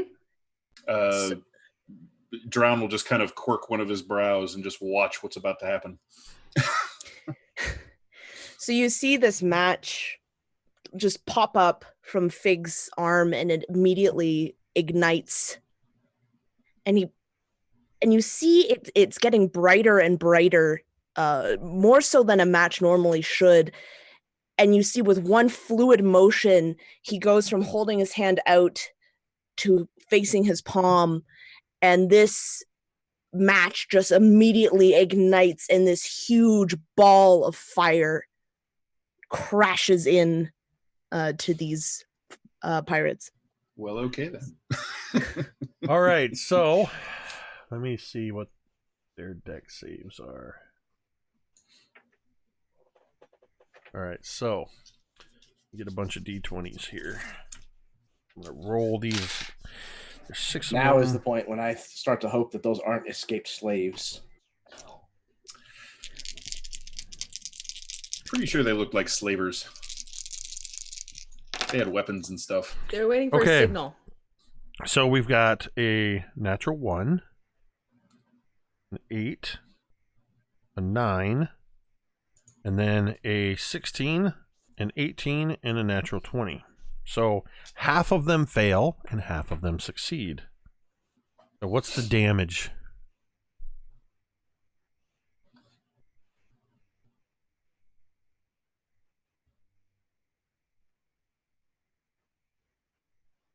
Was that just at level 3?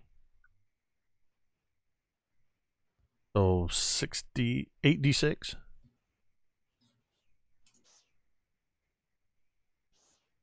I think she's mathing. Yep.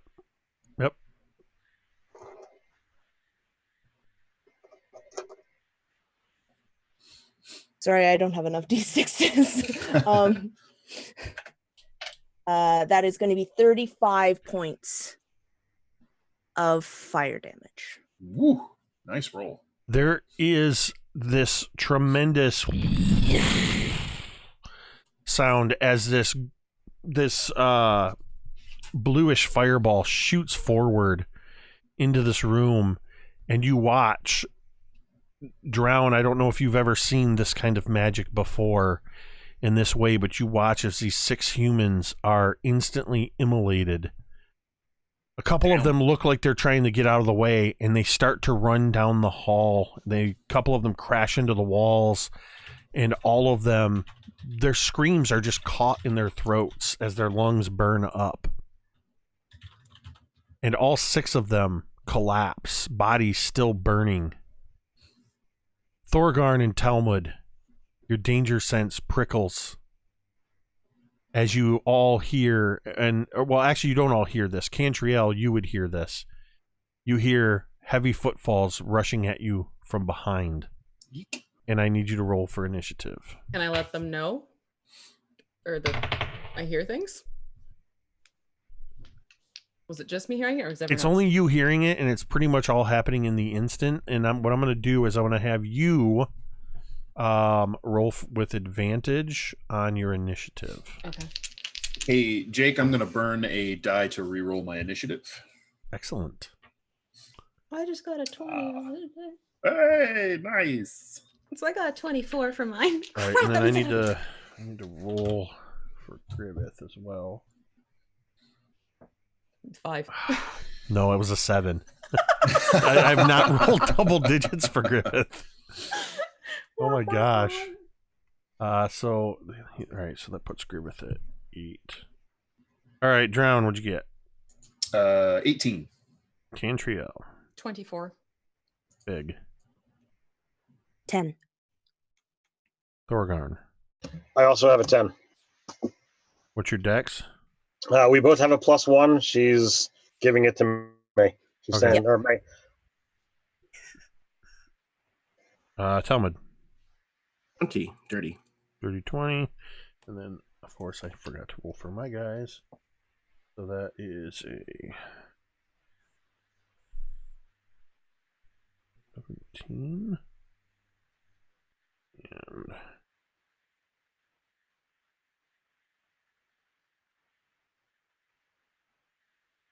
Okay, so here is your batting order. That's going to be Cantriel. You are up first, followed by Talmud, followed by Drown, followed by a couple of these individuals.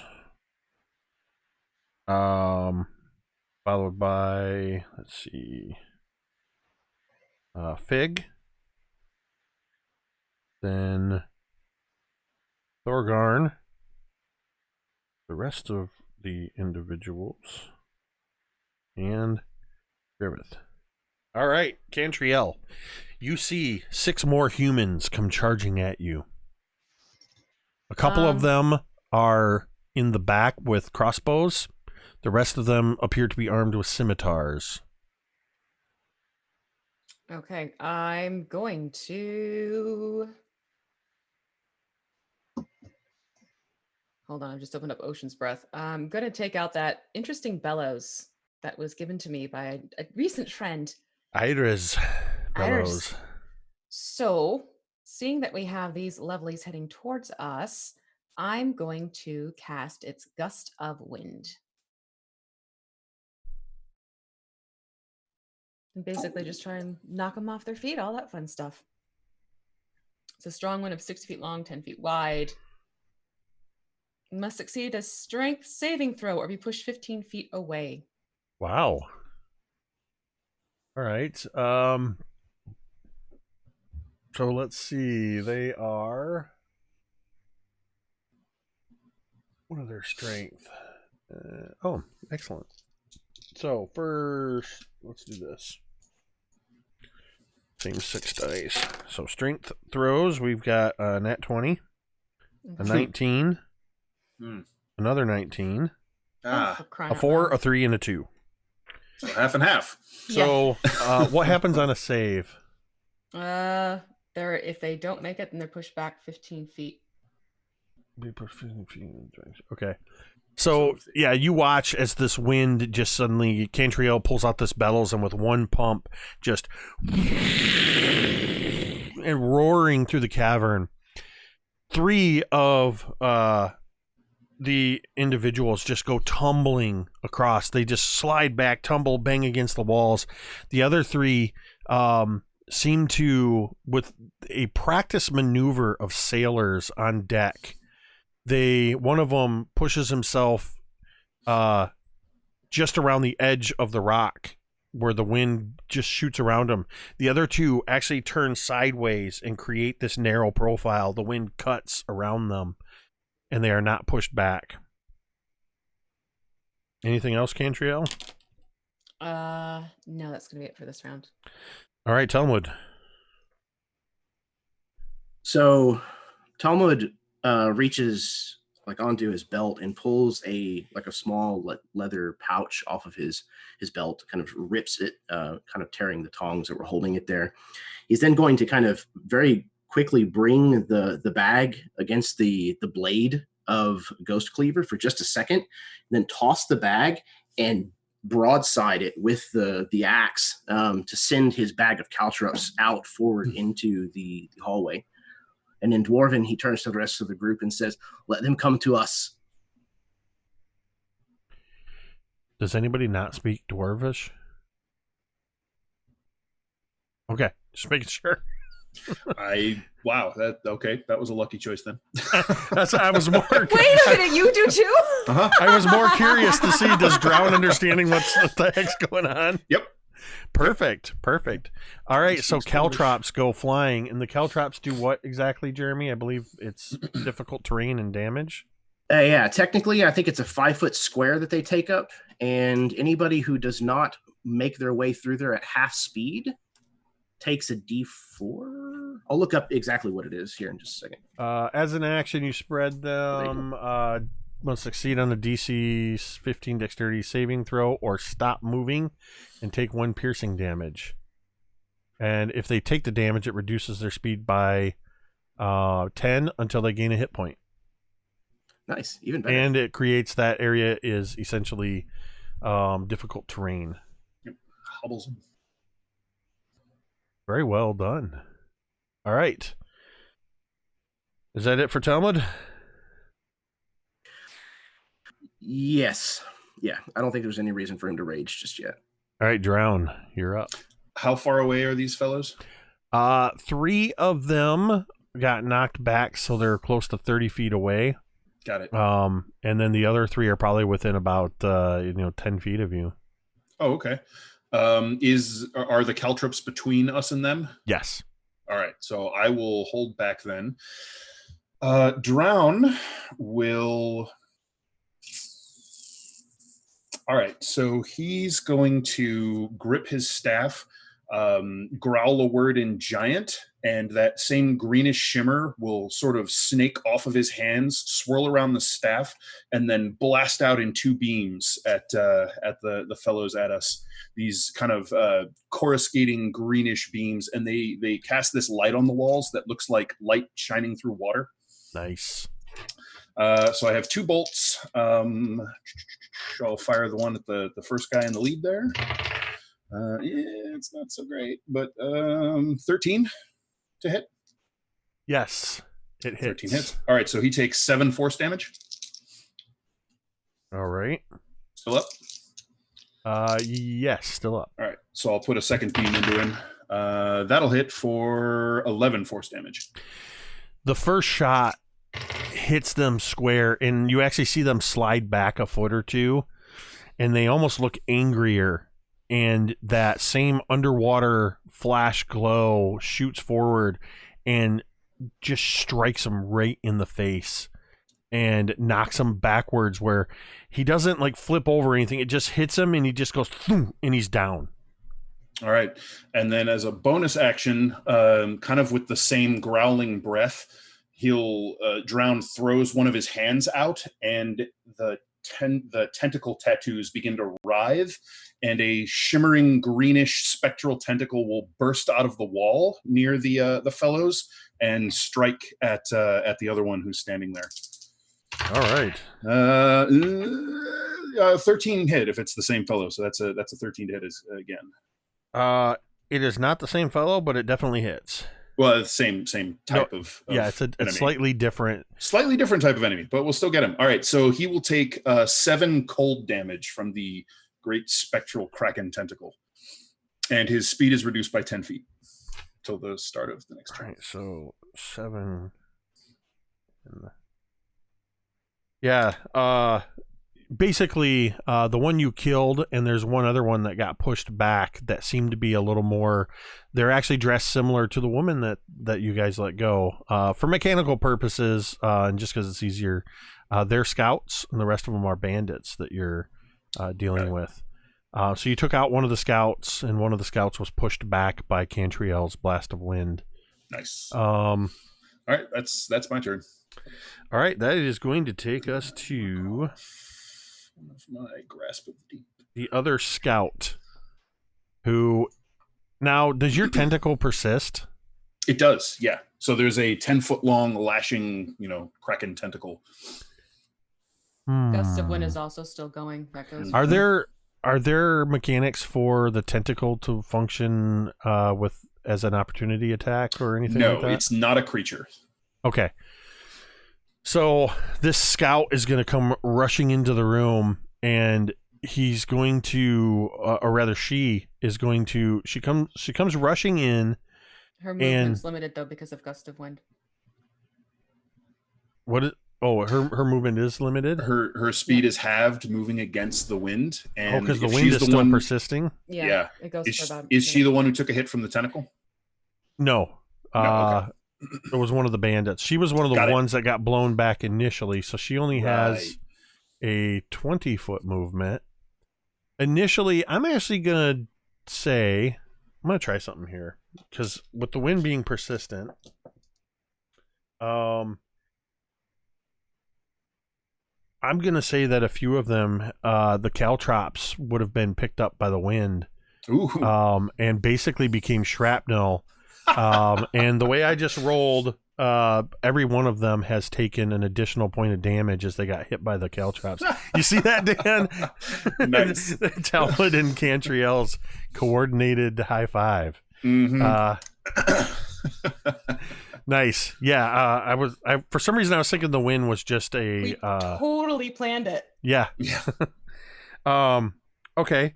So this other one, she comes in and not being able to get in against the wind, she's actually going to draw her longbow and she's going to take shots. I'm going to make her roll disadvantage because of the wind, which I'm not sure if that's in the spell description or not, but makes sense. It doesn't matter because even with disadvantage, that's a 19 to hit, targeting Drown. And the second shot is a 14 to hit, which I don't believe hits Talmud. That'll miss. So, the second shot was aiming at Talmud. Got it. The one who launched the shrapnel into the wind. You're muted, sir. You're muted, Talmud. All right, hold on a sec. Feel like I should call you Scotty. Well, I had to represent, Yeah. There is something that I can do as a spirit shield. Oh, I'm not raging yet. Never mind. Ignore me. Okay. So, Drown, you just got hit by the first one. Yep. So you are going to take... That's a D8. Oh, boy. You take 3 points of piercing damage. Owie. The arrow obviously was held back by the force of the wind, but it did still strike you. But it's more like just the tip. So it strikes him dead center in the chest, and he barely even notices as that greenish shimmer of tentacles deflects the arrow, and some of them kind of dissipate. Nice. Take some of my temporary hit points. So that was... Well, because the other one's dead. Then that takes us up to Fig. Thorgarn. You need damage on me. Oh, you did get hit with that? With a 14? Oh, no. I'm sorry. I thought you said it did hit me. No, Never I mind. said it probably didn't at 14. Ignore me for a second time. All right, Fig. Continue to ignore. Thorgarn is going to go before Fig. Oh, that's right. Yeah. Oh, I mixed that up. I pushed it the other way around, so... No worries. Yep. So how far away are they? You got a couple of them that are about 10 feet away, and a couple more that are like 25 feet away. Is there caltrops in between me and the... Their caltrops are scattered everywhere. Because I retconned because of the wind, it's less that they're covering the ground, and they acted as shrapnel. All right, well then your guys, the group is going to see me do something that Thorgarn has never done before, and he's going to, put his warhammer down for a moment and pull out his holy symbol, and he's going to sacred flame, one of the ones that's in the back. So that is a dex save. That is an... Let's see, one of the ones in the back. So that is going to be, let's see, that's a 9. That's a 9. Well, that means he's going to take radiant damage. That's going to be 11. Okay. The Sacred Flame, since you've never done this before, Thorgarn, what does it look like as you immolate this bandit with your Sacred Flame? Moradin is the god of the forge. So, it pretty much summons the heat.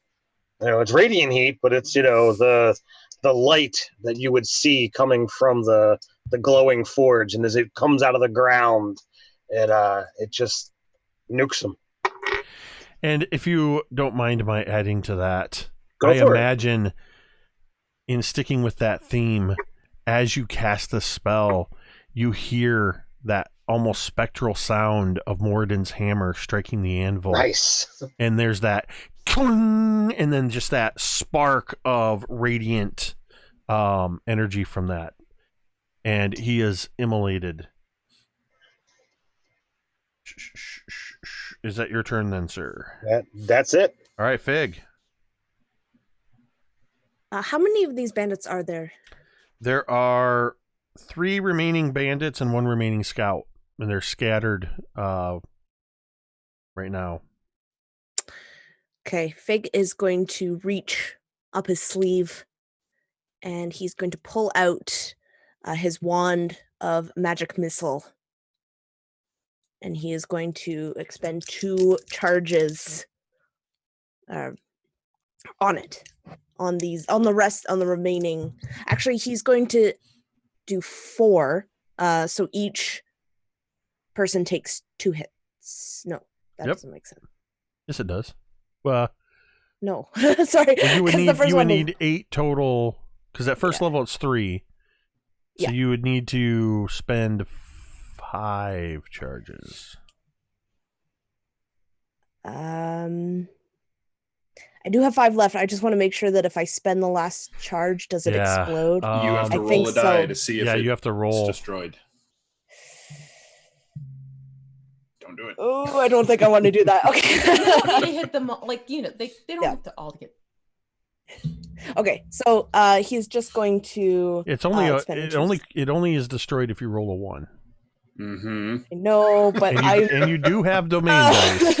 That's I was true. gonna say, does she get the Domain reroll? Can you? Yeah, can you it's a roll? D20 roll, so you get Okay, to so use it's domain. any D20. Interesting. Yes, the domain dice Biscuit affect for the any biscuit. D20 roll. All right. Okay, Absolutely. perfect. Then absolutely, I'm going to do that then. Okay, so first roll your 8 or well 2d4 for each one of them. We'll see where they're at. Yes. 2d4 plus 2. Right. It's healing potion damage. So the first one takes 9. I'm just gonna rattle them off. 9, then 8, then 5, then 7. So the first one hits the female scout, and the second one, he looks like he's about to yell something, and the 2 darts just right into his mouth and out the back of his head, and he collapses dead to the ground. The other 2 take their shots, and they're still up. So you've taken out another bandit. Awesome. And roll a Right, d20. Okay. That is a 1. All right, so I think. Oh my All god. right. Okay. So that's a domain die. Don't roll a 1 again. Oh god. Okay. That's a 13. Okay. All right. All right. So you are cashed out on that one now until dawn. And just so you guys are aware, based on the timing of everything, previously it's pushing into the early evening at this point. All right. Is that your turn, Fig? All right. It is then the remaining bandits' turn, and they are just not taking chances with. You guys seem to be hitting them with a lot of range stuff, so they are going to use their crossbows. And let's see. I'm going to roll a d6 since we got Griveth off the screen, and see who gets targeted by these 2. One of them's Griveth, and one of them is Talmud. And they are both. They get single attacks. So that will be. Talmud, that is a natural 20. And Griveth. Reroll that. Yeah. And for Griveth, that is a 17 to hit, which does not. It actually ricochets off of him. I will re-roll the nat 20. And that becomes a dirty 20. Ooh, that I can live with. And thank you to Spike, who just dropped another 1,000 bits, giving you all. And apparently, it's apparently a mega cheer. That must be something new. And it looks like there's, I don't even know what's happening. There's like emotes that are popping up now. But whatever. Thank you, Spike. So there's that domain die back. So the dirty 20 will hit you, Talmud. 4. 5 points. Is what? I was going to say, is Griveth standing next to Talmud? Yeah, he hasn't actually used his reaction yet, has he? He has not. So let's see. That was another nat 20, so that dirty 20 stands. I tried. Good call reminding me though that Griveth would use his reaction to try to block the shot. So now it is back to the top of the order, but first I need everybody, including my remaining bandits and scouts, to make dexterity saving throws because you're still in the room with the dripping green slime. I was wondering about that. Now I can see it, right? I'm aware that it's there. You know it's there, but you're also engaged in combat. So would but if danger sense kick in? Yeah, if we see that's it. right. That's right. Sorry, yes, you're right because you guys get advantage on your dex saves because of that. So 2 of them are successful. 1 of them is going to get hit, and so you watch as one of the bandits, something falls from the ceiling and hits him. And he starts screaming as it gets on his face and starts getting in his eyes and mouth, and he starts thrashing around on the ground. And he's killed between Fig's force damage and the green slime. He is dead. Ooh, gruesome. The other 2, the green slime at. Let's see. Okay. So how did everybody do on their deck saves? 17. 30, 20. 21. 14. Dirty 20. Was that everybody? I think so. I didn't think I heard you, Ted. I must have. 17. Oh, okay. And then let's see, Griveth. That was an 18. It bounced off my phone and landed on a 6. Oh no. Right in the face again. How was he looking, by the way? Griveth was just trying to block Talmud from getting hurt and didn't see the acid coming down. I'm telling Scotty that you're trying to kill his character, Jake. Apparently, he's taken another 6 points of damage. Let's see there. I think Griveth is going to have to heal thyself at some point. He's hurting. He likes to touch himself. he does like to touch himself, so he may have to touch himself on his turn, which is actually coming up. Or actually should have been at this point before the green slime acted. So everybody got past their deck saves except for Griveth, of all of you. So nobody gets hit by the acid as it just sort of drips around you.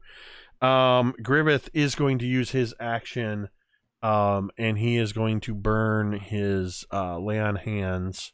I'm going to have him burn 20 of that and leave some behind. I'll put him back up close. 20. That puts him back up to within 10. Okay, now we're back to Cantriel. You have 1 female scout and 2 bandits. Actually, I take that back. There's 1 bandit remaining. That's it? Yep. And they're both wounded. Oh, I think I'm going to switch. I'm going to pull out my bow and do a little shooty at it. Because I have my 2 actions. All right, so then that's going to be a 19 to hit. That will hit. And that's going to be, I got a full on the 8, so that's going to be 11 points piercing. Or no, not 11, not 11, no. That is 12. The man or the woman? Oh, woman. Your arrow pierces through her throat. Nice. And she dies. It is not pretty. That's fine. You don't seem bothered by this. Nope. Next. But the other guy is still standing. Okay. Does it mathing 14? 14 hits. Oh, okay. Then that is, I didn't roll so nice on this one, so that's gonna be 5 points piercing. And that is actually just enough to kill him as well, as Cantriel looses 2 quick arrows. Thum, thum, and the remaining of these humans are now dead. basically turn. Right, that's taken care of. Let's go. So that's what that feels like. What, an arrow going through your throat? No, all of the foes being dropped before I really had a chance to do anything. Oh well. So take a quick look, number one, to try and see if any of the descriptions or races match any of the people that we've heard. It's also, to see if they've actually got anything of use, value, clues, what have you. You don't find anything of use on these bandits. So Drown is going to move out from under the dripping green slime, if you don't mind. Which way are you going? Are you going into the room they were the original bandits were in, or the direction that you came from?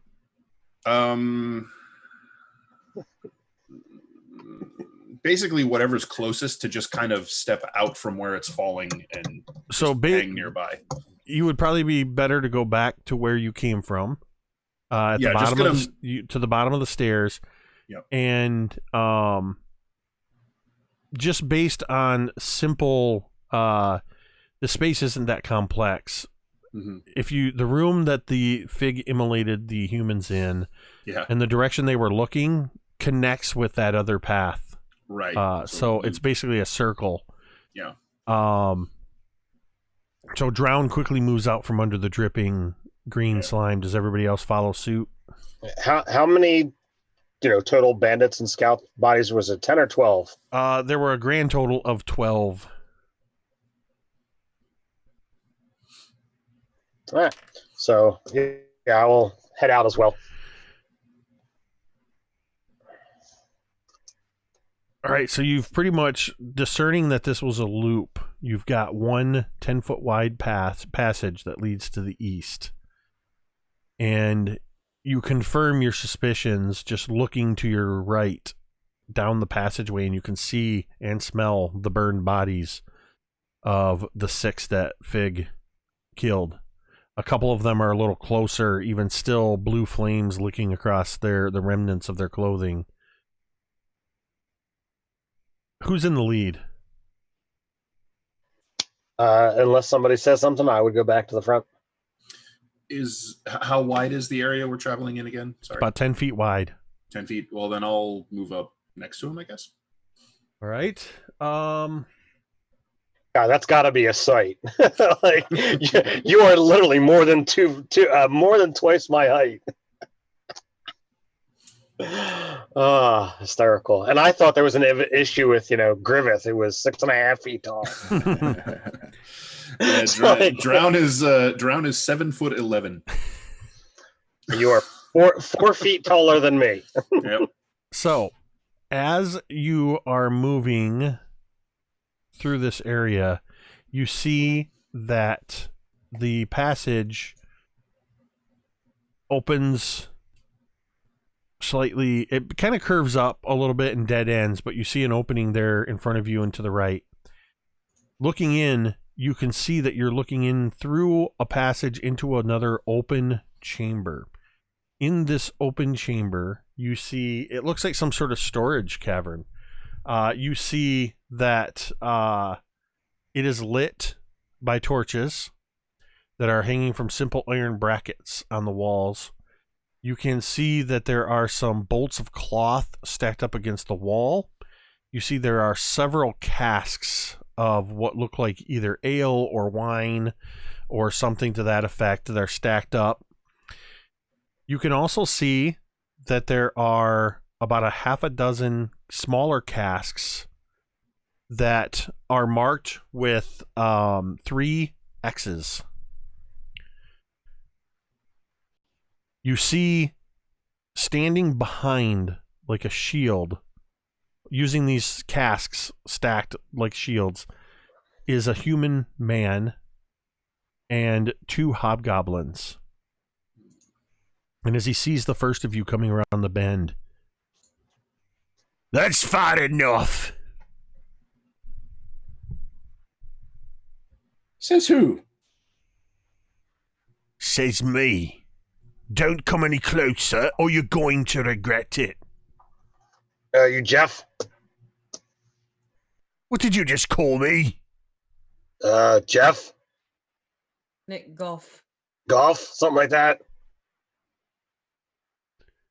I am Sanabule. Oh, you're the son of a bitch.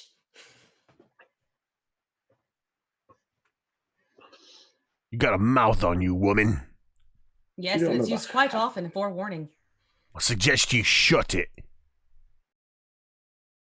And he reaches down, and you see as he pulls up a scraggly-looking human man with an iron shackle around his neck.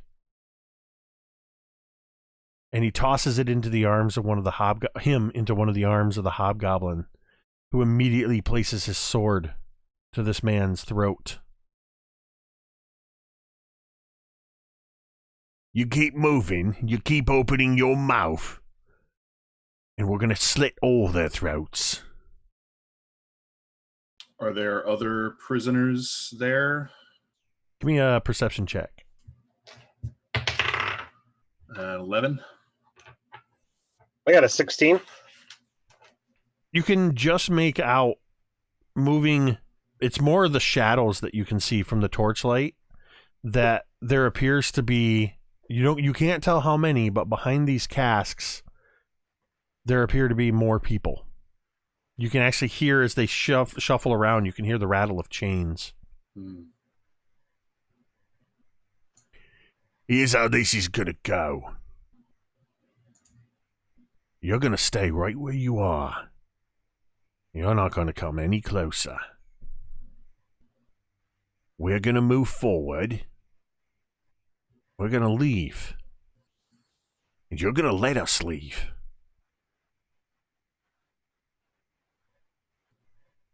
Do you see any problem with that?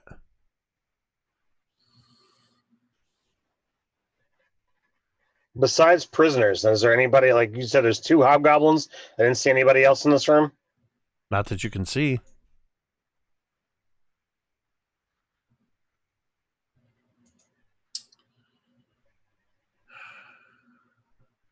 So I can't really get a good look at the people that they have over there, right? With that perception check, it's hard for you to get a good look. I mean, there's literally 6 of you. I mean, granted, you can see over everybody's head, but it's hard to get a look to see how many or who. From here. You just know that there are people back there. All right. Well, that's not right. There we go.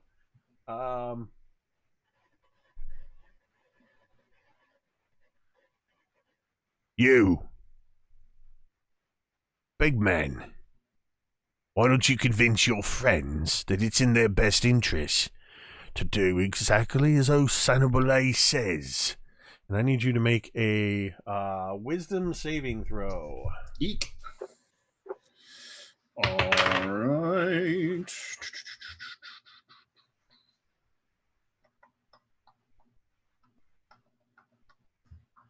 I'm going to burn one of them there dice to reroll that. Hey, that's way better. That's going to be an 18. Nice. You hear Sanabule's words take on this silky tone, and there's some underlying magic in them, and it tries to wend itself into your mind, but it's almost as if your tentacle tattoos push at the weave of magic and prevent that magic from penetrating your mind, and you are not charmed by him. He kind of shakes his head a moment, and he says, I'm looking for someone, a specific someone. If you have them, you can give them to me and I'll leave.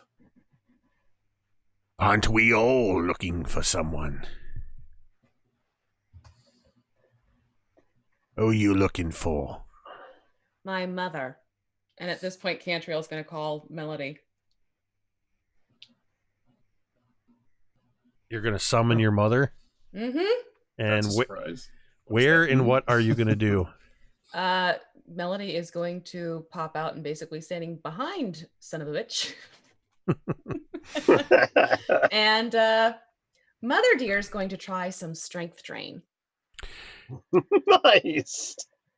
Okay, so you would see Drown as this spectral form just emanates from Cantriel's bow.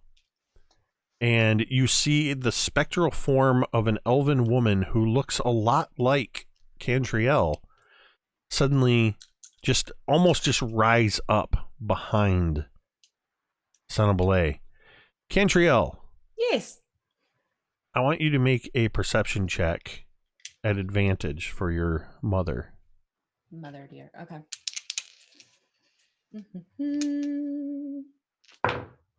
Ooh, that's a good point.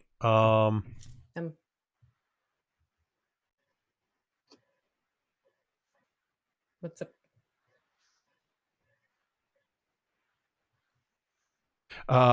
Undead King 426 in the chat reminded me that Griveth's aura of devotion prevents any allies within 10 feet of being charmed. He's a devotion paladin, yeah. Yes. Thank you, Undead King. Cool. Yes, and you also have the +3 bonus to saving throws that we forgot about. Right. Okay. That's what happens when your paladin's gone. When your paladin's not when your paladin goes on autopilot. Oopsie. So what's your mother's perception Mother dear check? got a 15.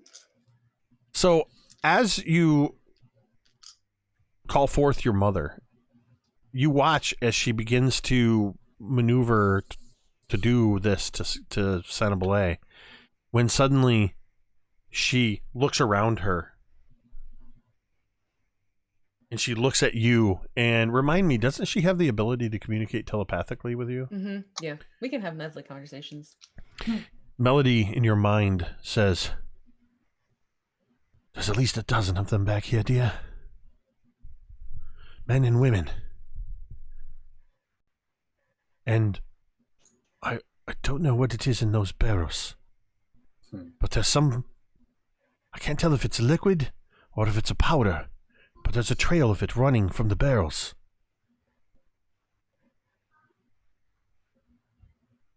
And there's 3 more of those barrels in amongst them." What else is in this room? This isn't the tunnel that sounded like the ocean, was it? No, but the sound of the ocean is not that far away. You can see, so as you're Can looking I into this see room... any water? No. You're looking into this room, Okay. and there is a passage that goes to your right and to the south, and from there you can hear the sound of water, and the daylight that sort of has been refracting around the walls is in that direction. Okay.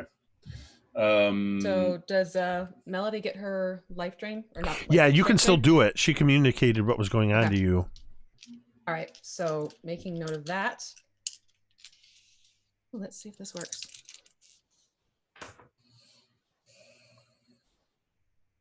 I just got a crit. Oh. All right. So that's 2d6 plus 2 normally. So that is the Shadow's life drain. Right, so then... Or strength drain. For So that would be crit, the 14... 14, and then roll the other 2d6. And then roll 2d6. I'm using my Muse die, by the way. And I love them! It's at 9. So is that 23 strength that you just drained? Well, it's 23 hit points of necrotic damage. Necrotic damage. Oh, okay. And then roll a d4, which was a 4. which is a 4.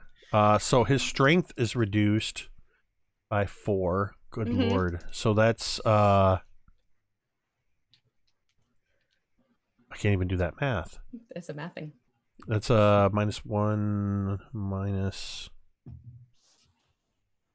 -2 strength. Okay.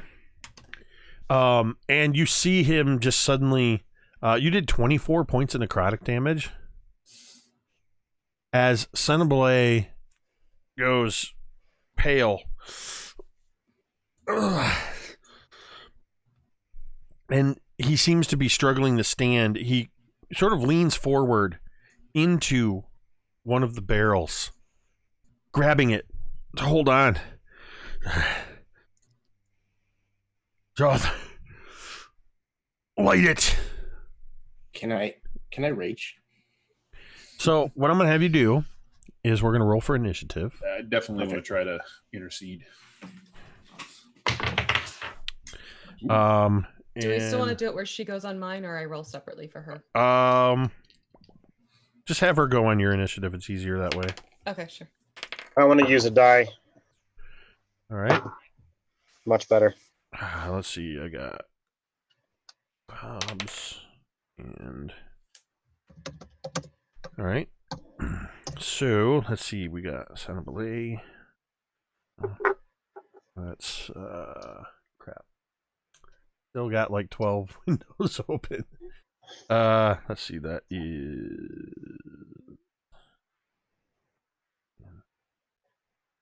He is a... Okay, Drown, what'd you get? 18. Cantriel. 22. Big. 21. Thorgarn. 16. Talmud. 15. All right, let's see if we can get a double digit for Griveth. It is not his night. That is an 8. Is that the highest? Is that the highest? It is the highest I've rolled for Griveth, and I keep switching dice up. I've got like 8 d20s here. Now, are you using d20s that actually have numbers sides? above 10? Yes. Well, no, I've got Yes. 20-sided dice that are 0 through 9 twice. So, you know, didn't know if you happen to be using one of them. No, and I'm not using it Magic's spin down dice. I've actually been using That doesn't matter. the dice from the Essentials kit. And, yeah, no, it doesn't matter. It depends on who you're talking to, though. Yeah. Well, At any rate, I should not be allowed to roll for Griveth. See, this is a case for letting one of you take over Griveth when he's not here, or somebody else when they're not here. So, here is your batting order. It is going to be Cantriel first, followed by Fig, followed by Drown, followed by Thorgarn, Talmud. Yep, Talmud. The Hobgoblins, Griveth, and Son of Belay. Cantriel, what are you going to do? Seeing who she's just calling son of a bitch at this point, fading. She's going to get a little smirk on her face, and she's going to sing, "Hush, little son of a bitch, don't you cry. Time to fall asleep and say bye-bye." And cast sleep. Oh, dear. Yes. We're going to have some fun with this one. So that is going to be...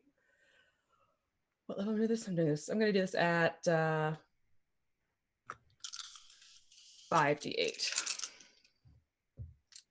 Oh, I got to do a lot of math. Hold on. Ew. So that's going to be 27 points. All right, so 27 points. So you watch as, because it starts with the lowest hit points, right? So you watch as the slave that the hobgoblin is holding goes limp in the hobgoblin's arms. And he seems like, whoa, and he just sort of lets him slump to the ground, and you hear thum, thum, thum, thum, and the rattling of chains as the slaves all appear to have been caught in your sleep spell. And then you watch as Son of Belay's eyes roll back in his head. And he grabs at one of the hobgoblins trying to hold himself up, and he says, and he disappears behind the barrels. Nice. I love it. So Son of Belay is, I'm just going to put a couple Z's next to his name. Night. As Son of Belay has been put to sleep. Nice. Well done. Anything else, Cantriel? Mother. Oh, yes, your mother. Yes, Mother's going to turn to the next The slaves. Oh, The yes, slaves, she they've can do all gone things to for me. sleep. Can't Mother move things?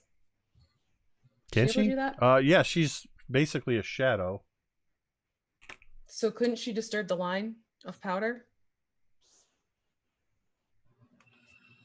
Did we have her do The that? hobgoblins are between her and the powder barrels. Okay. Yeah, I mean she's a spectral form, but yes, she can manipulate things. Okay, but she's got the two. Yes, both hobgoblins are, and the body of one of the slaves and Son of Belay's body are between them. Oh. Good Verity. Because isn't he Well, Verity's there. Yeah, couldn't I let's have Mother attack the one goon. Okay. Do that. So that is back to where did I put the D6? She's doing a strength drain. She I is think gonna is her strength drain only again. attack. It is. I just gotta get the right dice back out because I was holding for the other. Okay, so that's going to be does a 13 hit? A 13 does not hit. These hobgoblins are armored. Okay. Unless I do a reroll. True. You do have 92 let's domain try. dice. Let's just try because the rest of the dice are quite pretty and I want to damn it, I want this to hit. Oh, that's much better. That's a beautiful thing because that's now a 21. Yes, that will hit. Okay, so then that is going to be 2d6 plus 2. 2d6 plus 2, so that's 12 necrotic damage, and then the strength is reduced by 1. It's irrelevant because as she reaches out, and I imagine she just sort of reaches through this hobgoblin's back, and you just watch as he goes, and it falls, and you just see her looking at you, and she just ding winks at you. So that's another hobgoblin. I do need to see. There is a. Where are my D100s? So Dan, Yes, you're sir. gonna get the honor of. Ooh. Oh no. I like to have my players responsible for certain fates. Cool. So you're gonna roll a D100 for me, and I use a sliding scale, so I roll a D100. All right. I have rolled a number here. Okay. There is a 50% chance of this thing happening. So that means if you roll within 25 above or 25 below the number I've rolled, Interesting. then the thing happens. All right. So on a D%, we have a 39.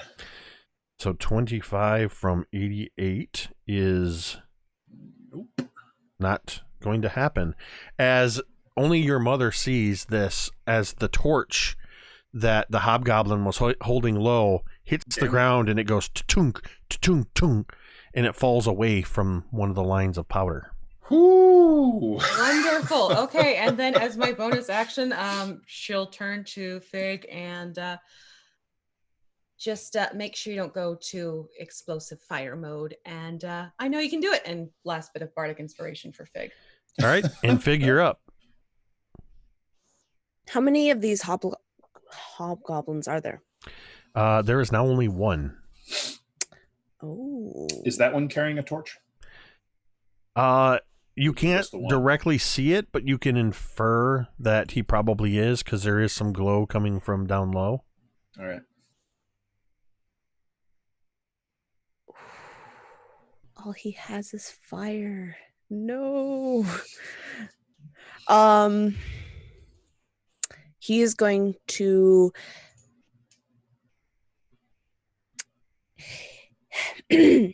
there's a small cog on his chest, a gear piece that is slowly ticking, and he takes it and he stops it from ticking momentarily, and as soon as he does so, it creates this wave of energy towards this hobgoblin, and he's going to try and cast Hold Person. Ooh, nice. Okay. I love Megan's mechanical descriptions of Fig's spell effects. All right, so that is a... What's the save on that? Whiz save. Whiz. Let's grab a D20 and not a D... 10 like I just did. If you must. And that is a 16. I'll burn 2 dice and make you reroll. Okay. Look at that. You're fitting right in. All right. Well, Dan was a part of the Domain Dice Burners Club on that last Jasper's game day. Sure was. But it was all for charity, and you guys had him coming in a lot too. So let's see. That puts you from 91 to 89. Okay. Re-rolling that same die. I rolled an 8. Aha. Nice. So that is a fail. As the hobgoblin, you see him as he was already shifting, sword in one hand, torch held low in the other, and looking around at everything, and he just suddenly goes,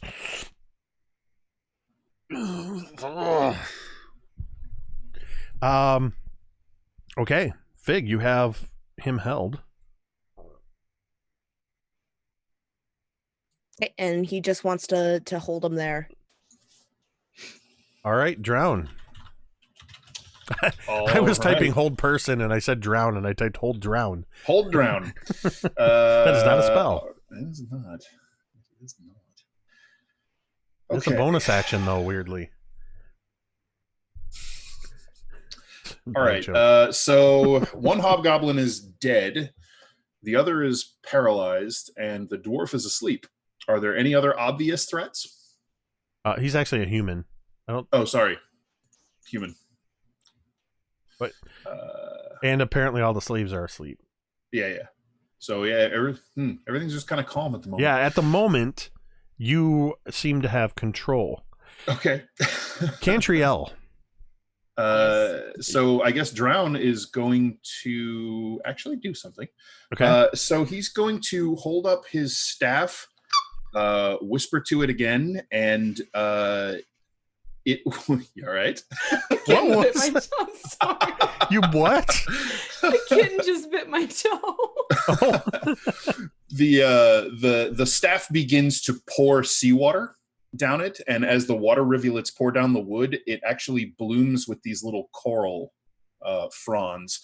And I'm going to cast create water out of the staff and make water rain in a 30-foot cylinder around that area, which douses all open flame. So you're making it come like a rainfall? Yeah, like a rainfall. Or more appropriately, like the spray from an ocean wave crashing against the rocks. Yeah, like a wave breaks. So there's just suddenly this. Yep. Okay, so that is calm enough that it doesn't cause the Sanabale or the slaves to wake up. Right. It does douse all of the torches in the room. Excellent. And it does saturate the powder, which I assume is also what you were going for. I was mostly going to snuff the torches. If it also waterlogs the powder enough that it won't light, gravy. Yes, you've disrupted. I mean, the powder kegs are still there, Sure. but any loose powder that was out is either washed away Soaked. or is now soaked and Cool. would be ineffective anyway. All right, so Drown will also just start striding forward, just heavy boots crunching on the path as he heads up and hefts his staff. As you head over there, Cantriel, you're the only one that can pick up on this. Uh-oh. From that passage down to the right, you can hear the sounds of that of the surf, but you also hear mixed in with that the sound of wood against wood. You hear voices. You hear other sounds that seem to be mechanical in nature of somebody or something happening further down that cavern. Okay. Drown, you're heading over to where the slaves are, and Yep. Fig, you're just maintaining your hold on the hobgoblin. Does he get to resave on that at all? End of his turn. Before I get to go slit his throat. I was gonna say there's some killing to be happening while others are disposed. Wait, did somebody just say they were going to slit his throat? Yeah. Yeah. Talmud. Okay. So I mean, Thorgarn technically gets to go before me, so if he wants to slit his throat. we're more or less at this point we're out of initiative order. Can I gently tie up the son of a bitch? Yeah. That's what I was going to do as well. So, you know, I've had some time around casters, you know, both in the group and in my backstory. So tie his hands behind his back, put a gag in his mouth. And Bob's your uncle. All right. Talmud, as you see the hobgoblin still just, do you just walk up and slit his throat? Yeah, I'm gonna pick up Son of Belay's sword, the one that he was holding at the throat of. It was actually the hobgoblin that was doing that. Oh, it was perfect. Then I'm gonna pick up his sword and hold it to his throat and look him square in the eyes and say, "It takes a very, very sick bastard to kill someone who's helpless and defenseless." And then he's gonna slit his throat. And you just see this fierce anger in his eyes. And then his eyes roll back in his head. And as he dies, his body is just held there momentarily by Fig. Would you release him then, Fig? And then a moment later, thunk, he collapses on the ground next to where Thorgarn and Cantriel are tying up. Drown. By this point, you're up amongst all of the slaves, all of them, a dozen of them, men and women, all looking malnourished, some of them having fresh scars from being whipped, manacles. They have chains around their necks, or rather shackles around their necks with a chain that runs through down to manacles on their wrists, and they're in leg irons as well. So I'm going to do, you know, just let my eyes flick from face to face and see if I see Valorant among them. You do not. All right. So then my next thought would be to look for keys. Do either of the hobgoblin muscle or the sleeping slave boss have any obvious keys? Given that everybody's dead, it doesn't take you much of patting around, and you find that the one hobgoblin does indeed have a set of keys. Excellent. Then Drown will just so he'll fumble with the keys in his staff, frown, just kind of let the staff go, and it bursts into sea foam and vanishes. And then he'll use both hands to start unlocking all the sleeping slaves. So Drown will frown? Yeah.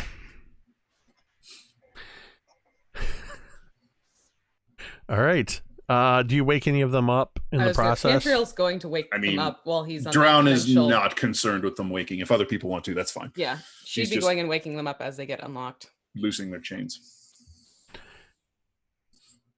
Cantriel, as you wake them up, a couple of them, as you're waking them up, they're flinching. No, you're safe. Are you our new owners? No, I am going to be the one to let you go. Let us go. Is this the life you were raised in? No. Is this the life you want to continue in? No, of course not. Then consider yourself free. Thank you. Thank you. And as they begin waking up, they begin thanking you as you wake them up, and the word begins to spread amongst them.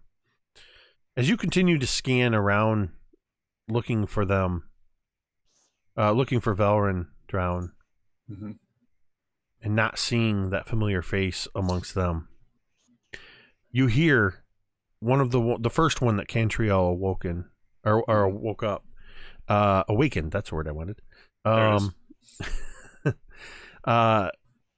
After a few more have woken up, this person says, "But what of the others? Will you rescue them as well?" What others? Where are they? the Captain Snake Eyes and the others, when they heard you were coming, they only let him have half of us. Captain Snake Eyes. They're probably loading up now, down that cavern. And he points down that one remaining cavern. There is activity going on down there. At that point, I think Drown would sprint toward that cavern. I would head that way as well. Mm-hmm. Yep. All right, Cantriel, are you staying with the slaves? Well, someone has to stay with the son of a bitch. Yeah. Okay. Cantriel, you watch as suddenly everybody else takes off running. You end up running down a hall that is, or rather, a cavern. Hey, Jake, if I might, could Griveth stay with him? You know what? That is a great idea. Hey, look at that. I like that. Griveth will like stay that idea. with and protect. He begins telling the slaves that Eldath has them now. He begins proselytizing to the slaves. Griveth's in his element. As you move around, you find a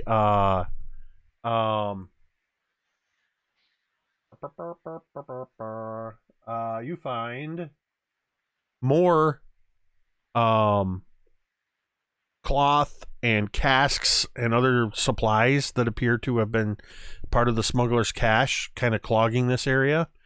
And then as you move through, you find that this opens into a cave, a large cave that opens directly into the sea.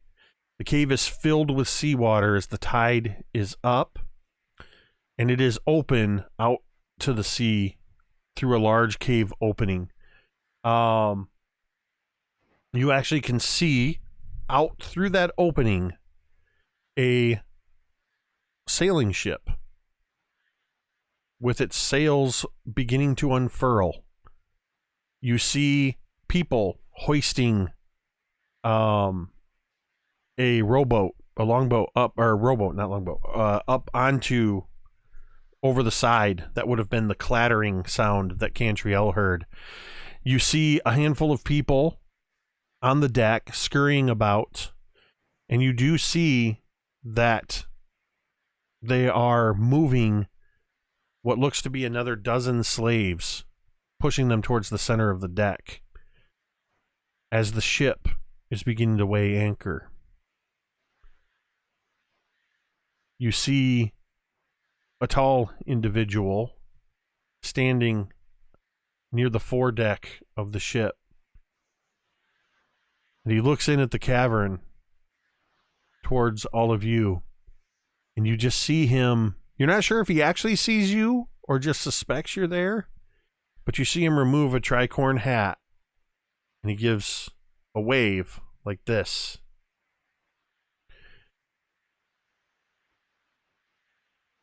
And then he motions to one of the others. And you watch as one of the deckhands brings two slaves over to him. And he stands there on deck with a hand on either side, and he seems to be talking to them. And at this point, the sails are beginning to fill out. The anchor is being weighed. And just as the ship begins to move, you watch as Captain Snake Eyes pushes these two humans overboard into the surf. How far away is this ship? So I would say at this point, the ship is, 10, 20. So it's about 30 feet to the mouth of the cave. And then I would say the ship is probably about 120 feet away.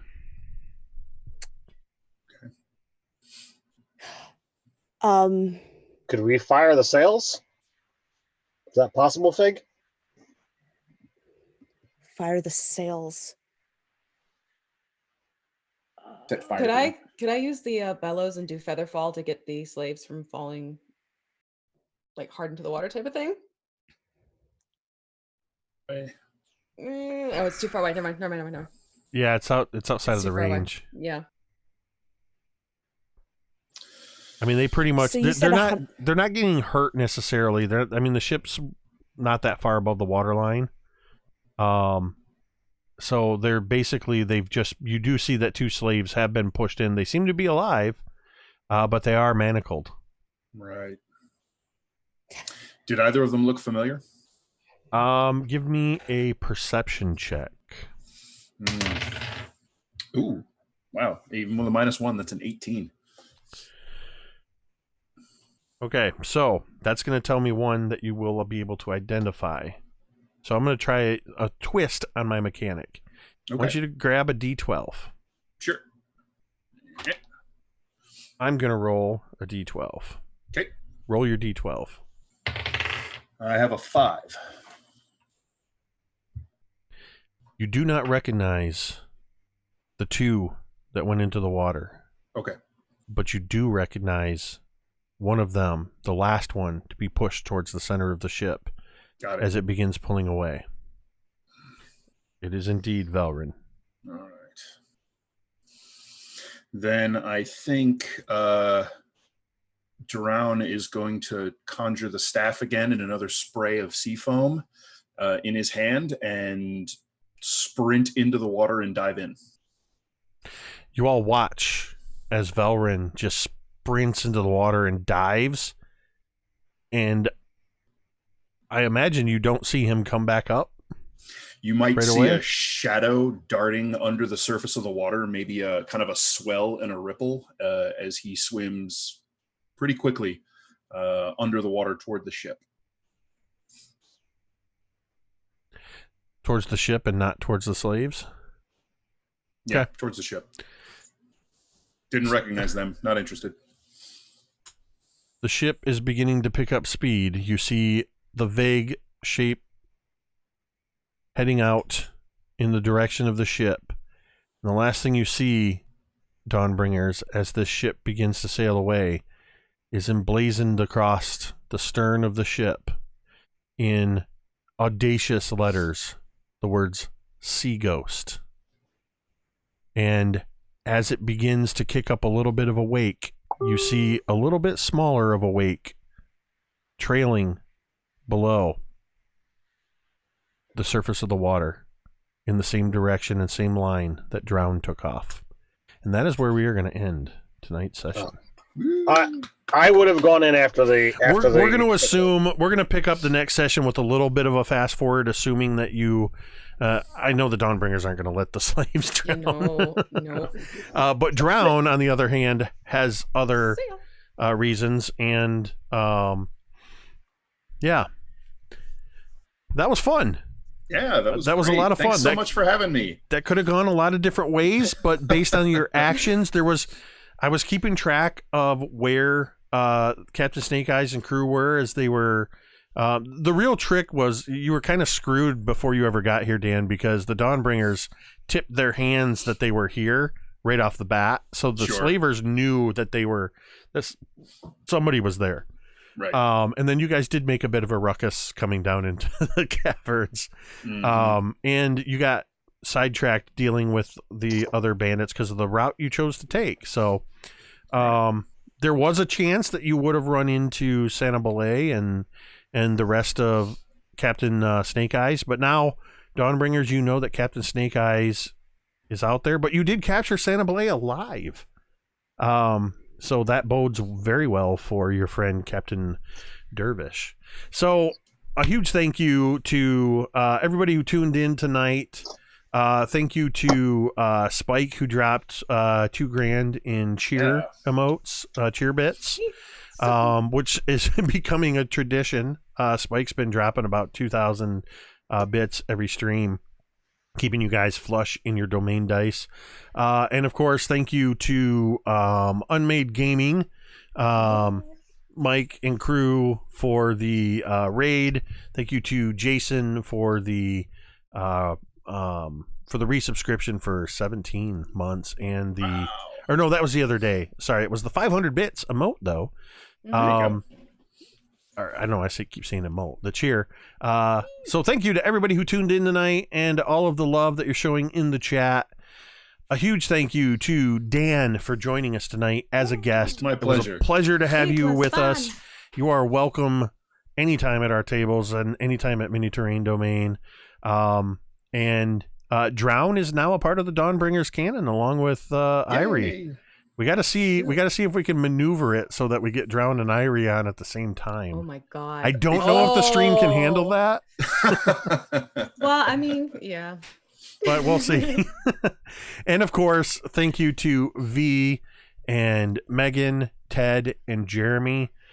This, as every Thursday is, this is a wonderful form of therapy for me. I love our couple hours we spend every Thursday together playing D&D and telling the story of the Dawnbringers. And you guys have you didn't fully bust up the slaving operation, but you put a dent in it and you knocked out the smugglers and you've identified the real cause, and we'll be able to take this information and this person back to Saltmarsh proper to be dealt with the authorities. But that will be in next week's episode 12 of the Dawnbringers Ghosts of Saltmarsh season 3.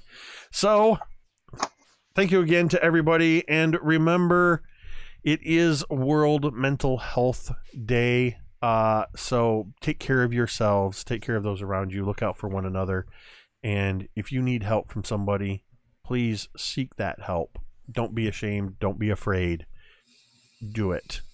We love you, and we thank you for being a part of this adventure with us. And now we're going to end the stream the same way we end every stream. And you can say it with me if you want.